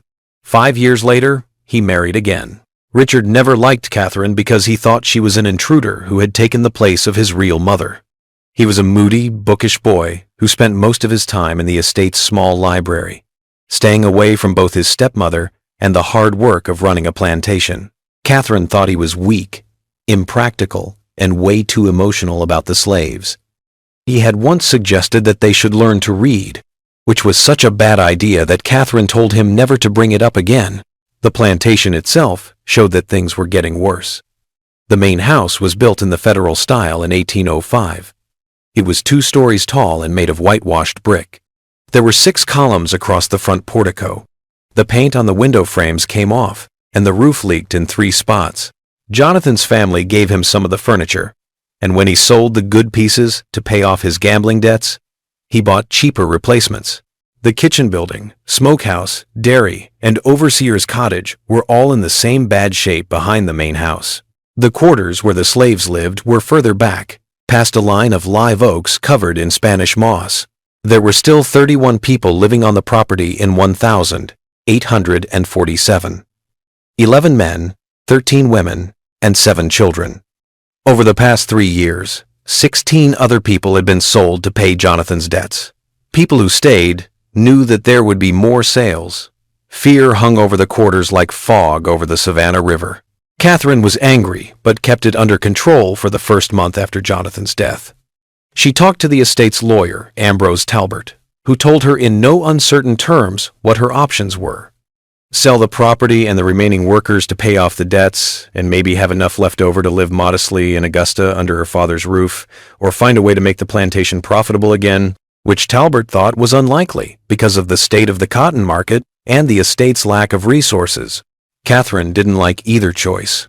Going back to Augusta would mean admitting defeat and living as a dependent spinster in her father's house, always known as the widow who couldn't keep her inheritance. But she also knew that running Thornhill Estate like a regular plantation wouldn't work. The land was worn out, the equipment was old, the remaining enslaved workers were insufficient in number to work the cotton fields profitably, and she had no money to purchase more. Catherine came up with her plan on one of those sleepless nights when she was reading the estate's account books by candlelight. She thought of the idea with the cold logic of desperation. If she couldn't pay people to work for her, she would have to breed them. But not in the random way that most plantations did it, where they gave couples small incentives to have kids and then waited 15 years for those kids to grow up and work. No, Catherine had a much more organized and controlled plan in mind. She would make a group of workers who were biologically connected to the estate. Because they were her own descendants, they could never be sold. They would also have a natural loyalty to the plantation because it was literally in their blood. The plan was huge, but Catherine thought it was also beautiful. She was still young enough to have kids. She would choose the strongest and healthiest men from the group of enslaved people and have children with them. These kids would know who their parents were, get a little better treatment than the other kids to make sure they stayed loyal, and when they grew up, they would be paired with enslaved women to have more kids. Catherine figured that in 20 years, she could have 50 or more workers at Thornhill Estate, all of whom would be tied to the estate by more than just legal ownership. She started writing in a journal to figure things out. Catherine was too practical for that. This wasn't a diary of her feelings. Instead, she made what she called her cultivation records, which were full of plans, calculations, and observations. She used a simple substitution cipher to change important words into harmless farming terms. For example, Children became seedlings. The men she chose became rootstock, and pregnancies became plantings. The pages of the journal were covered with diagrams that looked like breeding charts, livestock, which is basically what they were. Catherine's first choice was a 4-year-old man named Isaac. He was born on the plantation and was known for being strong and calm. She called him to the main house on a March night in 1847, after the other workers had gone to their rooms. Catherine's journal only says, "First planting completed with rootstock 1, weather clear and mild." 3 weeks later, she called him again, and then twice more before the month was over. Catherine was sure she was pregnant by April. She wrote this in her journal in the same way she would write about planting cotton. Initial cultivation successful. Anticipate harvest in December. Richard Thornhill first thought something was wrong with his stepmother in May 1847. He saw that she had stopped taking her morning rides around the property, saying that the heat bothered her, even though it was only the beginning of summer in Georgia. She ate in her room more often and fired the housekeeper who usually took care of her, saying she wanted to handle her own business. This withdrawal was unusual for a woman like Catherine, who cared a lot about how she looked. But it was a talk Richard heard in early June that really scared him. He had been in the library, behind one of the tall bookcases, when Catherine and Miriam Grayson met in the parlor next door. Mrs. Grayson was the local midwife. She was 50 years old and had sharp features. She helped both white and enslaved families give birth in Burke County. Richard knew her a little bit. People knew her as a good practitioner, but also as someone who didn't ask many questions and kept secrets completely. "Are you sure about your condition?" Mrs. Grayson asked in a short professional voice. "Very sure," Catherine said. "I should think sometime in early December." "And you said Mr. Thornhill died in February." There was a break. Richard pressed himself against the bookcase and barely breathed. Catherine said calmly, "My late husband and I were intimate in January, just before he got sick for the last time." Mrs. Grayson's voice had a hint of disbelief, but it was more like careful neutrality. "I'll need to examine you properly, and we should talk about how the delivery will work." "Do you want me to be at the house?" "Yes, and I'll need your help, Miriam." "Absolutely. You have it, as always." Richard stayed hidden until both women had left the room. His hands were shaking. The math didn't add up. His father had been in bed all of January, barely awake most days, and had a fever and chills. Richard had spent a lot of nights with him. His father and Catherine couldn't have had an intimate relationship, so the child Catherine was carrying must have been conceived with someone else after Jonathan died in March or April. Richard felt sick to his stomach because of what they meant. If people found out that Catherine had gotten pregnant before she was married, the scandal would ruin what little reputation the family still had. Creditors would quickly take the property. The Danforth family in Augusta would not accept her. Richard was shocked by the lie itself, not just the practical effects. Catherine planned to lie to everyone and say that this child was his father's legitimate heir. She wanted to build her future on a foundation of lies. He thought about what he could do. He could talk to Catherine directly, but he was only 16 and she was in charge of the estate. He could go to lawyer Talbert in Waynesboro, but without proof, it would be his word against Catherine's, and since he was a minor, his testimony wouldn't mean much. He could write to his grandfather Danforth in Augusta, but Catherine read all the mail that left the estate. Richard, on the other hand, started to watch Catherine closely, looking for proof and trying to figure out what she was up to. He saw that she called Isaac to the main house a lot, always after dark and when the overseer was out of town or busy with other work on the property. He noticed that Catherine treated Isaac differently than she did other enslaved workers. She wasn't exactly nice to him, but she wasn't as openly hostile either. Instead of short orders, she talked to him in full sentences. Richard was sure that Isaac was the father of Catherine's child by July. He was horrified not only by the breaking of social and legal rules, but also by what it showed about Catherine's character. She had coldly and on purpose chosen to have a child with a slave man, claim that child as her late husband's, and keep this lie going for as long as she could. What kind of woman could do such a planned lie? In early August, he got part of the answer. Richard had been looking for legal papers about the estate, while Catherine was in Waynesboro, which doesn't happen very often. He had vague ideas about finding something that would help him get the upper hand on Catherine when he found a leather-bound journal hidden in a locked drawer of her writing desk. A determined 16-year-old could easily pick the lock. Richard was always good at puzzles, so he was able to read the journal. He worked in secret whenever Catherine was out of the house for 3 days to figure out the basic substitution pattern. What he read sent chills down his spine. Catherine wasn't just cheating on Isaac. She was also trying to get him to have babies with her. The journal spelled out in terrifying detail her plan to have several children with chosen enslaved men, raise those children as part of the plantation workforce, and eventually breed those children with each other and with other enslaved people to create an ever-growing population of workers who would be genetically linked to Thornhill Estate and to Catherine herself. There were charts and calculations of how many babies were expected to be born over 5 years, notes on which men had desirable physical traits, and guesses about whether traits like strength, intelligence, and temperament could be passed down. It was like something out of a manual for raising livestock. But the livestock were people. Richard copied several pages of the journal, turning the code into plain English. His hands were shaking so much that he could barely hold the pen. This was proof of how bad Catherine was. He could tell the police about this. He could tell on her. That night at dinner, though, Catherine looked at him with her cold green eyes and said, "Richard, have you been in my study lately? Some of my papers seem to have been moved." "No, ma'am," Richard said, lying with a tight throat. "I have good reasons for keeping some papers locked up," Catherine said as she carefully cut her meat. "Do you understand? If I ever found out that someone had broken my trust and invaded my privacy in such a basic way, I would have to do something about it." "Yes, ma'am." "Good. Because family loyalty is everything, Richard. Everything. Without it, we're just animals tearing at each other." She smiled, but it didn't reach her eyes. "I know you loved your father a lot. I would hate for his memory to be hurt by scandal, especially if it came from his own family." The threat was obvious. If Richard tried to expose Catherine, she would find a way to turn it back on him and make him look like a disturbed, resentful stepson who was making up stories about a widow who was grieving. People would trust a well-known plantation mistress from a well-known family over an awkward teenage boy who has a history of being angry with his stepmother. That night, Richard went back to his room and burned the pages he had copied. He kept watching Catherine, though, and he started to feel worse and worse. It started with feeling tired. By September, Richard was so tired by mid-afternoon that he couldn't concentrate on his books.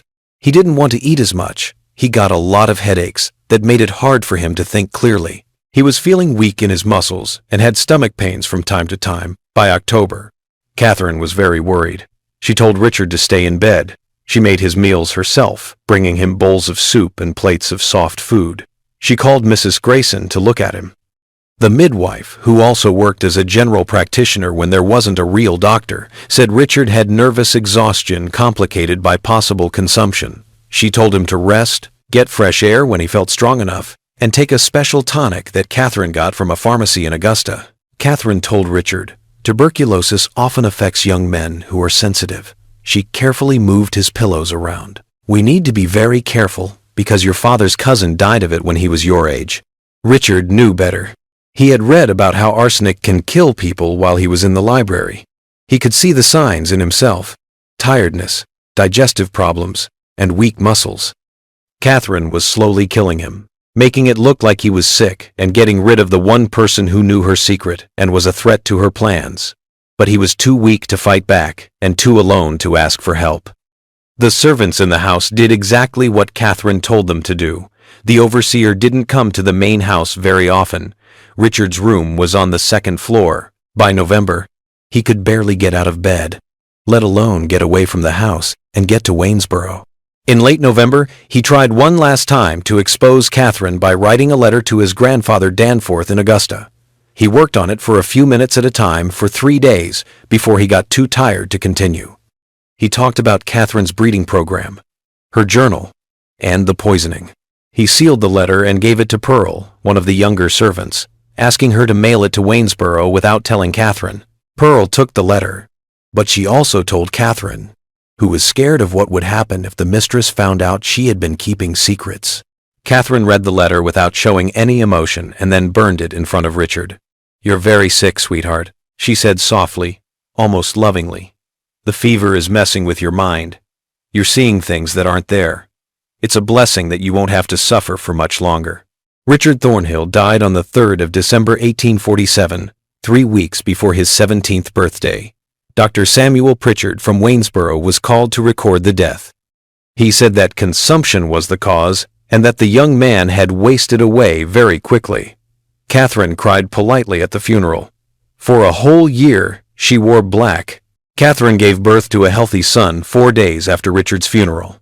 She named him Jonathan after her dead husband and said he had been born a little early, which answered any questions about when he was born. Not many people in Burke County thought to count back from Catherine's birth to her widowhood. People who did talk about it kept their thoughts to themselves. It wasn't something that people talked about out in the open. People who weren't there thought that the changes that happened to Thornhill Estate between 1848 and 1856 were almost miraculous. The plantation that was about to go bankrupt slowly got back on its feet. There was more cotton grown.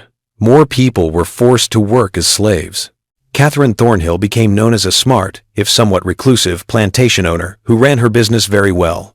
But that efficiency came at a terrible cost that no one else could see. Catherine had 4 more children between 1848 and 1853, 3 daughters named Ella Lanina, Abigail, and Margaret, and a son named Samuel. Miriam Grayson was the only person present at each birth, and by this time she was deeply involved in Catherine's plans. The midwife was paid very well for her work and her silence. She got regular fees that were much higher than her normal rates, as well as a small cottage on the Thornhill property where she could live without paying rent. Mrs. Grayson's job was much more than just giving birth to Catherine's kids. She also had a darker job, making sure that the enslaved women on the property only had children that fit Catherine's carefully laid plans. Catherine's controlled pairings didn't always work, and they did happen, because people will form bonds and close relationships even in the worst situations. Mrs. Grayson gave women abortifacients, which are plant-based substances that cause miscarriages. She did these things in a small room behind the overseer's cottage, away from the main house and other people. The women who had to have these forced abortions didn't talk about them much, even with each other. The trauma was deep, and the grief was too much to put into words in a system that already took away their freedom over their own bodies. But there were still whispers going around the quarters about women who had been pregnant 1 week and bleeding the next. They were told they had just lost the babies naturally, but everyone knew Mrs. Grayson had been involved. Ruth was one woman who tried to fight back. In the spring of 1851, Catherine was 5 months pregnant when she found out that the father was not the man she had chosen for her, but a young field hand named Samuel. Ruth had really grown close to him. Catherine told Mrs. Grayson to end the pregnancy right away. Ruth ran away. The overseer's dogs found her after she had walked almost 4 miles into the pine forest southwest of the plantation. 2 men held her down, while Mrs. Grayson forcefully gave her the abortifacient compounds. They then dragged her back to Thornhill Estate. Ruth made it through the ordeal physically, but something inside her broke. After that, she worked like a machine, hardly ever spoke, and died 2 years later during a fever outbreak that swept through the quarters. She was 24 years old, but Ruth's tragedy was just one of many. By 1856, Catherine's plan had worked, and she had 7 children of her own. They were all being raised in a strange, in-between place. Catherine had registered them as slaves in the county records, saying they were children born to enslaved women on the property. This gave her legal ownership of them. But in reality, they lived in the main house, wore nice clothes, ate better food than the other enslaved kids, and got informal lessons from Catherine herself. Jonathan, the oldest, was 8 years old in 1856. He was a quiet, serious kid who looked a lot like Catherine. They both had green eyes, auburn hair, and sharp features. He didn't remember his father, Isaac, who had been sold to a plantation in Alabama in 1849. Catherine thought Isaac's presence was a problem once he had done what he was supposed to do. The money from his sale helped pay off some of the estate's debts. The younger kids didn't know who their real parents were. Catherine told them they were lucky orphans who she had taken in because she was a Christian. It was against the law in Georgia to teach enslaved people how to read and write, so she did it anyway. Catherine was sure that no one from the outside would ever come into her home and find out what she was teaching these kids. She was getting them ready for the next step in her plan. But that part took time. Before they could be used for breeding, the kids had to be physically mature. Catherine kept up her careful record-keeping, keeping track of their growth, health, and moods. She wrote down which kids were stronger, smarter, and more obedient. She was making plans for pairings decades ahead of time. She kept having her own kids in the meantime. 3 more children were born between 1854 and 1856. 2 sons, named William and Henry, and a daughter named Caroline. Each of them had a different father, who was carefully chosen from among the enslaved men on the property. Catherine's standards were harshly practical: good teeth, good eyesight, no obvious problems, and good physical health. She didn't care about their personalities or characters. To her, they were just genetic material to be used. The men themselves had no say in the matter. Catherine called them to the main house, and they came because they knew that if they didn't, they would be punished or sold. Some of them knew what was going on. The children Catherine would have would be their own biological children, but they would be raised to think of Catherine as their benefactor and savior. This situation was very hard on my mind. They had to be fathers to kids they could never recognize, never raise, and never protect. In 1855, they called a man named Thomas to the main house. He was married to a woman named Hannah who lived in the quarters. He was 26 years old. Thomas found out that Catherine wanted to use him to breed when Hannah was pregnant with their first child. He tried to say no. Virgil Kane, the overseer, was a cruel man who had Thomas whipped in front of all the slaves.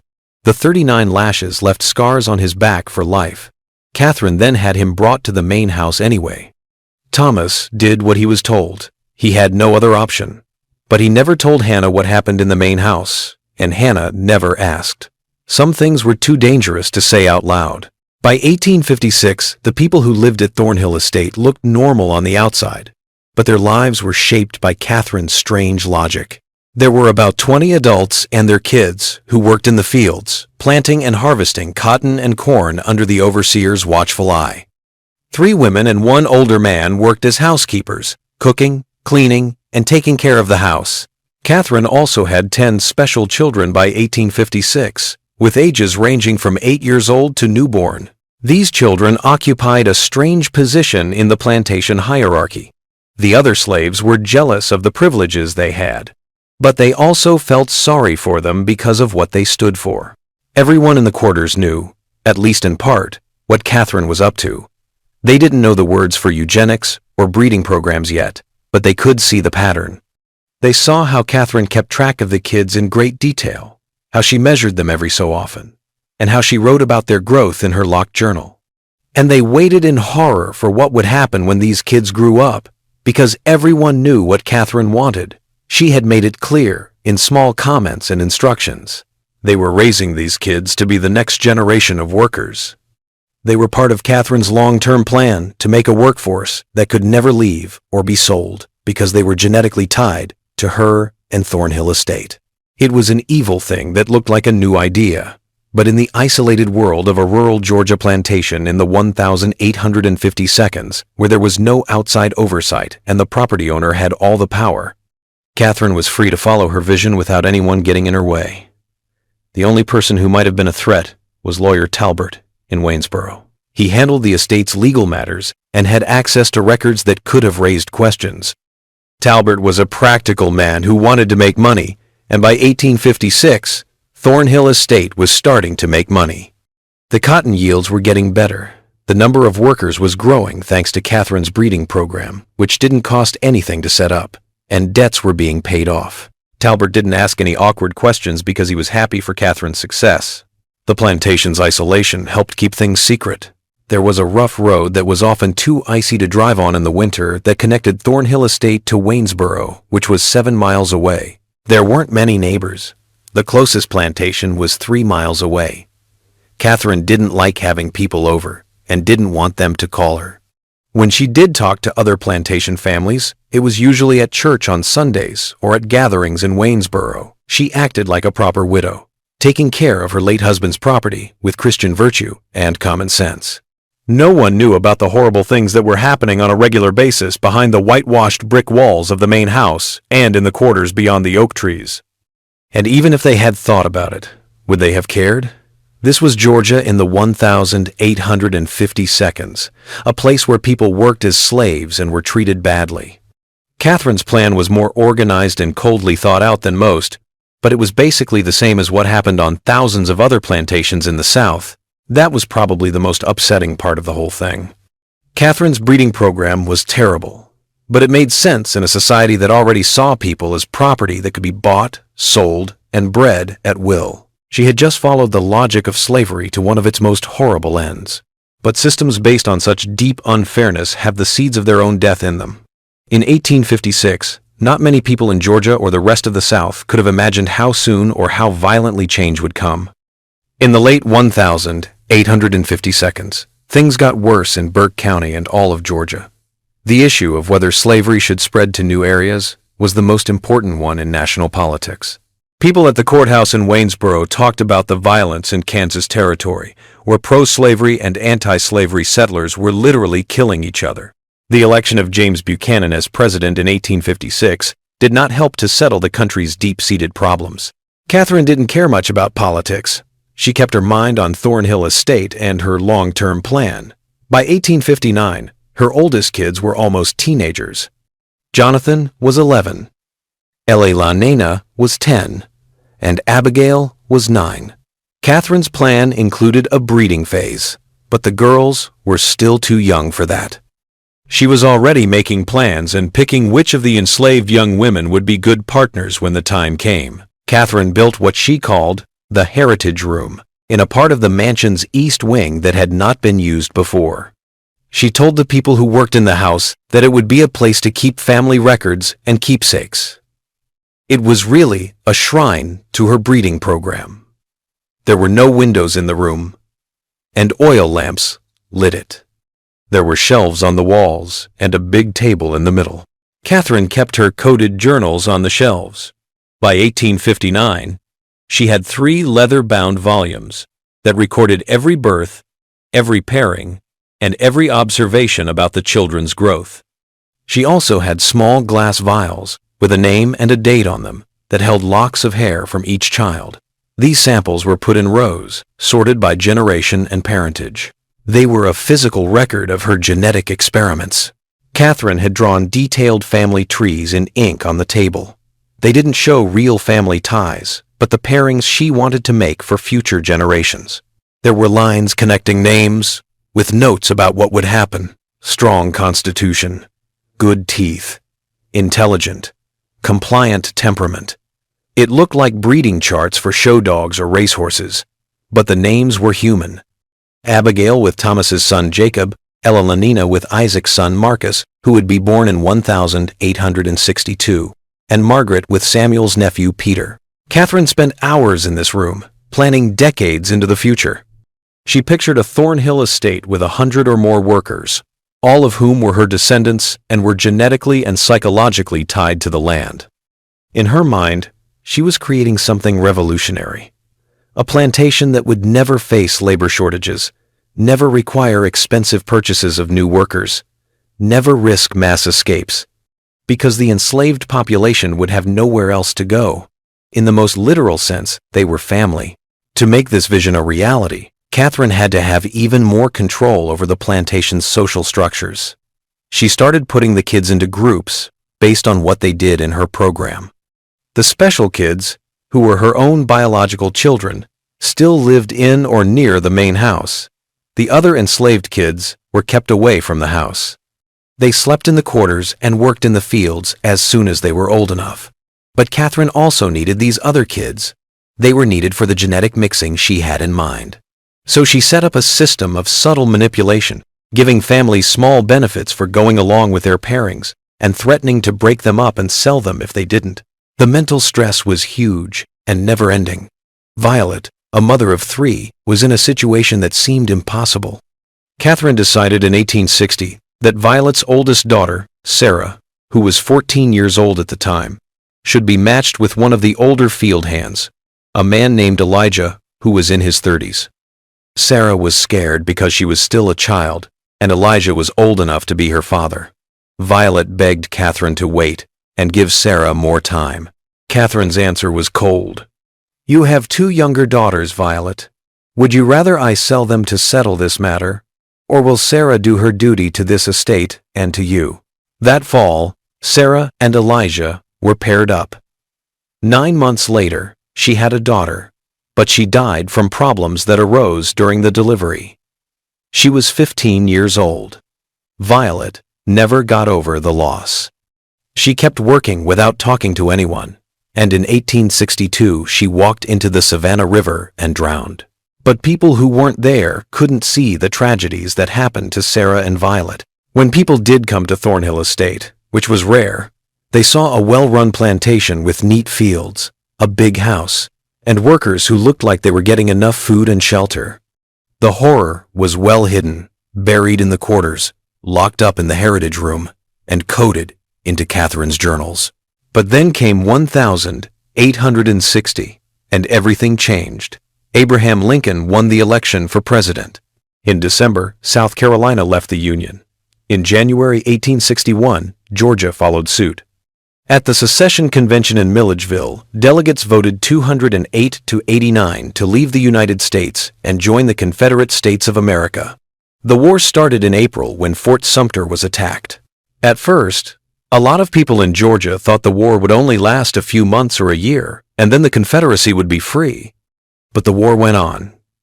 Through 1861, 1862, and 1863. Young men from Burke County went to fight in Virginia and Tennessee. Some came back in coffins, while others never came back. Catherine's plans were affected by the war in ways she hadn't expected. Virgil Kane, the overseer, joined the Confederate Army in 1861 and died at Shiloh in April 1862. It was hard to find a replacement because most of the able-bodied white men were away at war. Catherine finally hired an old man named Silas Kendrick, who was too old to serve in the military. Kendrick was less cruel than Kane, but he was also less good at keeping order and discipline. The slaves at Thornhill Estate started to feel the changes in power. There were whispers of Union victories, rumors that Lincoln had issued a proclamation freeing enslaved people in Confederate territory, and speculation about what would happen if the Yankees came south. These rumors spread through the slave networks that connected plantations across Georgia. Catherine did her best to keep things under control. She kept the slaves on the plantation and wouldn't let anyone leave, even to visit family on nearby farms. To make it less tempting for them to run away, she raised the rations a little bit and sped up her breeding program, putting some of the kids in pairs earlier than she had planned. Her oldest son, Jonathan, turned 15 inches, December 1862. Catherine thought he was ready. She had chosen a 16-year-old girl named Rachel, the daughter of one of the field workers. Rachel had no control over the situation. Catherine set up a fake wedding for Jonathan and Rachel in February 1863. She did it herself in the main house. It was just a show of respectability for the breeding pair, and it had no legal standing. Jonathan, who had been raised in isolation from the other enslaved people and taught to think of Catherine as his benefactor, accepted this arrangement without question. He didn't know what had happened to him. He didn't know that Catherine was his real mother, and he didn't understand how wrong everything was. Rachel, who had been hurt so badly that she couldn't speak, said nothing. But some people in the quarters were watching. They saw Catherine putting these special children, the ones she had raised in the main house, with the other enslaved kids. They knew that this was the next step in Catherine's long-term plans, and a quiet, desperate anger started to grow in the quarters. This anger had nowhere to go until things finally changed in their favor. Burke County got terrible news in the spring of 1863. The Confederates were losing more and more. After the fall of Vicksburg in July, the Union Army took over the Mississippi River. Lee's invasion of Pennsylvania ended badly at Gettysburg. There were fewer and fewer food, cloth, and basic supplies, which made life harder for everyone, even white plantation families. As Catherine made the slaves' lives even harder by giving them less of everything, conditions got even worse. But something else was going on at Thornhill Estate that Catherine tried her best to keep secret from the outside world. The children she had been raising and breeding were starting to realize who their real parents were. It all started with Ella Lanena, Catherine's second daughter, who is now 14 years old. She had always been the most observant of Catherine's kids, and the one who asked the most awkward questions. Eleanor found one of Catherine's coded journals that she had carelessly left unlocked while helping her organize papers in the study in May 1863. Catherine taught Ella Lanena how to read. She was smart, curious, and bored with the few books she could find in the house. She was interested in the journal's code. She worked on it in secret for 3 weeks, just like Richard had done 16 years before, slowly figuring out the substitution pattern. What she found changed everything she thought she knew about her life. The journal entry about her conception said, "Second planting with rootstock 2, Thomas, age 21. Excellent physical specimen. Strong back, good teeth. Weather, warm and humid. Anticipate harvest in late October 1848. Ella Lanena read the entry over and over, her hands shaking. Rootstock 2, Thomas. She knew Thomas. He was one of the field hands, a quiet man in his 30s who never looked anyone in the eye. He was her dad. Catherine was her mom. She wasn't an orphan who was raised out of kindness. Catherine had planned to breed her, and she was the result. Ella Lanena's mind was full of the implications. If this was true for her, it was also true for Jonathan, Abigail, and all the other kids Catherine had brought into the main house. They were Catherine's real children, born to enslaved men, and they had been lied to their whole lives. The journal also told Catherine what she wanted to do with their lives. Eleanor read the notes about pairings, expected children, and how to make a workforce that could support itself. There was a line connecting her name to Marcus, Isaac's son, who was supposed to be born in 1862. Eleanor was supposed to marry him in 1865. Eleanor felt sick to her stomach. Catherine wanted to pair her with a boy who wasn't even born yet, so that she would have kids who would be enslaved on this plantation forever. This would make her another breeding tool in this horrible system. That night, she confronted Catherine, her voice shaking with rage and fear. "I read your journal. I know who you are and who I am." Catherine's face went blank, and her eyes were as cold as winter. "You shouldn't have done that, Ella Lanena. You are my mother. Thomas is my father, and you have been planning to breed us like animals." Eleanor could barely get the words out. "Sit down," Catherine told them. "No, sit down." It was clear that Catherine's voice was threatening. Ella Lanena sat down, and her whole body shook. Catherine walked around the room, and it was clear that she was thinking about the problem Ella Lanena now posed. At last, she said something. "You are smart enough to understand where we are, so I will speak plainly. Yes, I am your biological mother. Yes, I have been putting together a plan to make this estate self-sufficient, and yes, you and the others will be part of that plan when you are old enough." Ella Lanena said, "I won't," but her voice didn't sound sure. "You will, because the other option is much worse." Catherine leaned in close to Ella Lanena's face. "Right now, you live in this house. You eat good food. You wear decent clothes. You can read and write. What do you think happens if you refuse to cooperate? I sell you. I sell you to a plantation in Alabama or Mississippi, where they work field hands to death in 5 years, where women are brutalized as a matter of course, where literacy earns you a whipping or worse. Is that what you want?" Eleanor didn't say anything, and tears ran down her face. "I didn't think so," Catherine said as she stood up straight. "You will not tell your brothers or sisters about this. You will not tell anyone in the quarters about it. You will live your life just like you always have. And when the time comes for you to play your part in this family's future, You will do so. Do you understand? Yes, Elena said in a whisper. But Catherine had made a big mistake by telling the truth without properly controlling the information. Elena did talk to other people, but not right away. It took time and care. She told Jonathan first, showing him the journal entries she had written down. Elena and Jonathan reacted in different ways. Catherine had brainwashed him so completely and cut him off from any other way of looking at the world that he couldn't see what was wrong with her plan. She made our lives better, Jonathan said, not understanding why Eleanor was so angry. We could have been working in the fields, but instead we're here. We're property, Jonathan.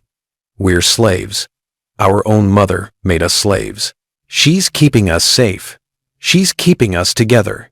If we were sold, we'd be sent to different places and separated. This way, we stay together, and at Thornhill. Elena was horrified to learn that Jonathan had been brainwashed too well. He couldn't see the cage Catherine had built around them all. But Abigail, who was 13 and very smart, understood right away when Elena told her. And Margaret, who was 12, got it too. The older kids now understood, but the younger ones were still too young to really get it. They knew who they were and what Catherine wanted from them. The information changed the mood in the main house. Catherine could feel it, the change in the air and the way her kids looked at her now. There was fear, but there was also something else. Thinking things through and waiting. They were waiting for the right moment, and Catherine knew it. She thought about her choices. She could sell the older kids and get rid of the problem, but that would waste years of planning and money. She could punish them so severely that they would lose hope, but being physically brutal could hurt them in ways that would make it hard to continue the breeding program. She needed them to be healthy and able to have kids. Catherine decided to do things differently. She would show what happens when you don't listen to her through someone else. A young woman named Grace tried to leave Thornhill Estate in August 1863. She was 17, pregnant, and in a lot of trouble. She had been forced to work with one of the field hands, and she couldn't stand the thought of having a child in this system. She ran east toward the Savannah River at night, hoping to somehow cross into South Carolina and then get to Union lines from there. The dogs found her within 12 hours, and she was hiding in a creek 3 miles from the plantation. They brought her back and locked her up in one of the outbuildings. The next morning, Catherine gathered everyone, all the enslaved people, including her special children from the main house in the yard between the quarters and the mansion. They brought Grace out and tied her hands. Catherine stood on the front porch of the main house with no expression on her face. This woman tried to leave her duties to this estate and to all of you. She tried to break up the family we have built here. The punishment for such betrayal must be harsh. What happened next was terrible. The old overseer, Kendrick, whipped Grace in front of everyone, giving her 20 lashes. He did it with a lot of reluctance. Catherine made all the kids watch, even her own kids. The message was clear. This is what happens to people who try to leave. But Catherine had made another mistake. The public punishment didn't scare the slaves into obeying. Instead, it made things clearer for them. Catherine was willing to use extreme violence to keep her power, which meant she was scared. If she was scared, that meant they had more power than they thought. In the weeks that followed, whispers began to spread through the quarters. They whispered about waiting for the right time, about what would happen when the war was over. It would end. The Yankees would come south, and things would change. They just had to stay alive until then. Elena heard these whispers. When Catherine wasn't looking, she started to spend time near the quarters, getting to know the other enslaved people she had been kept apart from her whole life. She learned things that Catherine had never told her, like things about her father Thomas, the other men Catherine had used, and the women who had died or been hurt by Catherine's program. One night in October, Elena met some of the older enslaved women in the woods outside the quarters. They were in a circle, in the dark, talking in low voices. Hope, a woman in her 40s, looked at Elena with a mix of pity and respect. Hope said softly, "Your mama thinks she made something special here. She thinks she made a family, but all she did was make people hate her in ways she can't even understand." "What will happen when the war is over?" Eleanor asked. "That depends on who wins," Hope said. We're free if the Yankees win. If the Confederates win, things stay the same or get worse. But either way, your mom can't keep doing what she's been doing. Too many people know. Too many people are angry. Something has to break. What if we made it break? Elalanina said. The women were surprised to see her. Hope leaned in. What are you saying, kid? What if we didn't wait for the war to end? What if we ended this ourselves? The thought hung in the air, dangerous and exciting. Anna, one of the younger women, spoke up. Are you talking about running? Taking everyone and running? Or fighting? Hope said, Eleanor, there are only Mrs. Catherine and old Mr.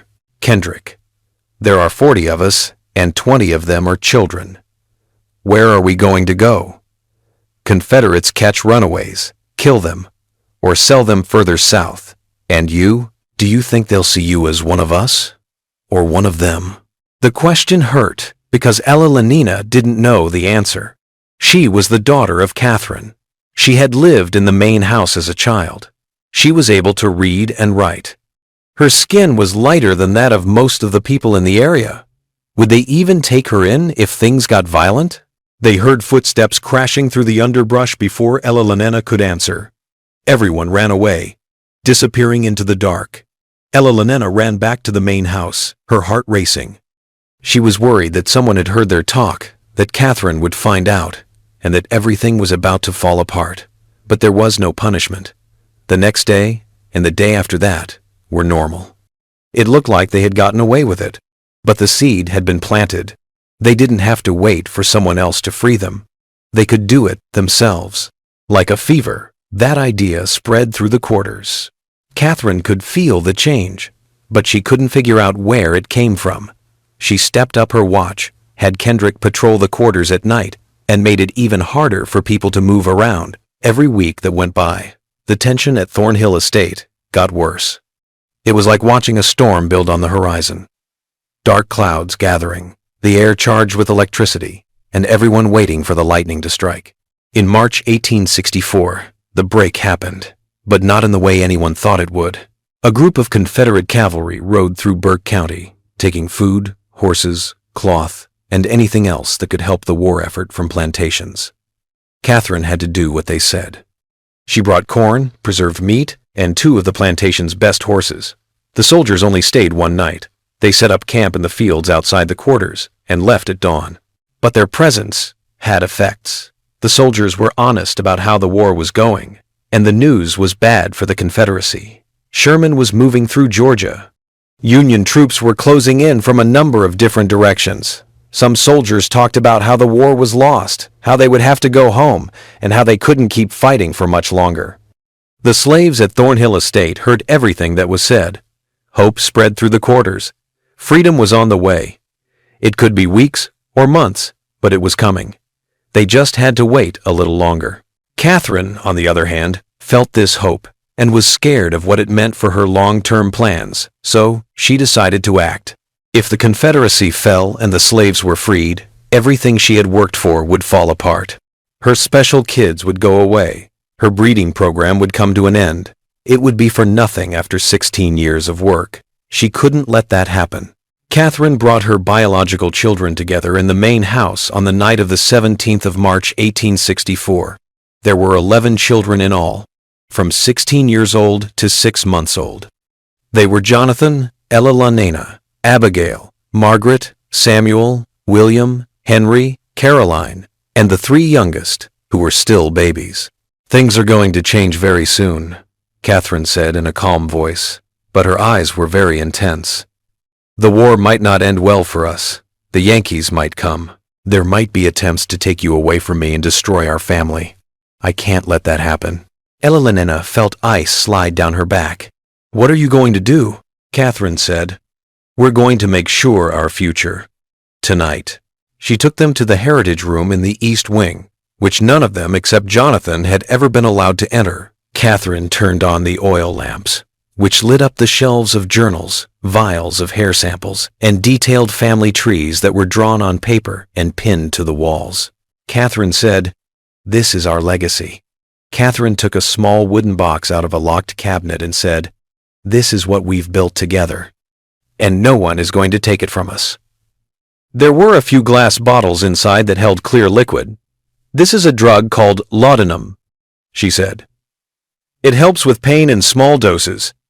In larger doses, it brings peace for all time." Abigail let out a gasp. "Do you want to kill us?" "I want to protect you," Catherine said, her voice getting more and more desperate. "Where will you go if the Yankees come and free the others? You're not white enough to live in white society, and you're not fully black in their eyes either. You'll be outcasts, owned by no one, and belonging nowhere. Is that better than staying here, together, with me?" Eleanor said, "Yes," firmly. "Anything is better than this." Catherine's face got hard. "You're too young to understand. All of you are too young. But I am your mother, and I know what's best for this family." She moved toward the bottles, but Jonathan stepped in front of her and the others. He was 16 and almost as tall as Catherine. Something about his face had changed. "No," he said softly. "Jonathan, don't be stupid. You know the plan. You've always known it." Jonathan said, "I got what you said, but Eleanor showed me the journals. I read what you wrote about us, Father Isaac, Father Thomas, and all the other people. I know what you did and who you are. I am your mom." Jonathan said, "You're a monster," and his voice broke on the word. Catherine hit him with a loud slap that echoed in the small room. "How could you? After all I've done for you, and all I've given up." "You didn't give up anything," Elena said as she stepped up to stand next to Jonathan. "You used people. You broke them. You broke us." Catherine looked at her kids and maybe for the first time really saw them. They all stood together against her, even the younger ones who didn't fully understand what was going on. She had lost them. Catherine made a last-ditch choice at that moment. If she couldn't keep her kids, if they were going to leave her and destroy everything she had worked for, then at least she would keep a record of what she had done. Even if her creation didn't work, future generations would still know what Catherine Thornhill had made. She held the journals, charts, and vials of hair samples close to her chest. "You think you can get away from me? You think you can act like none of this happened? These records will last.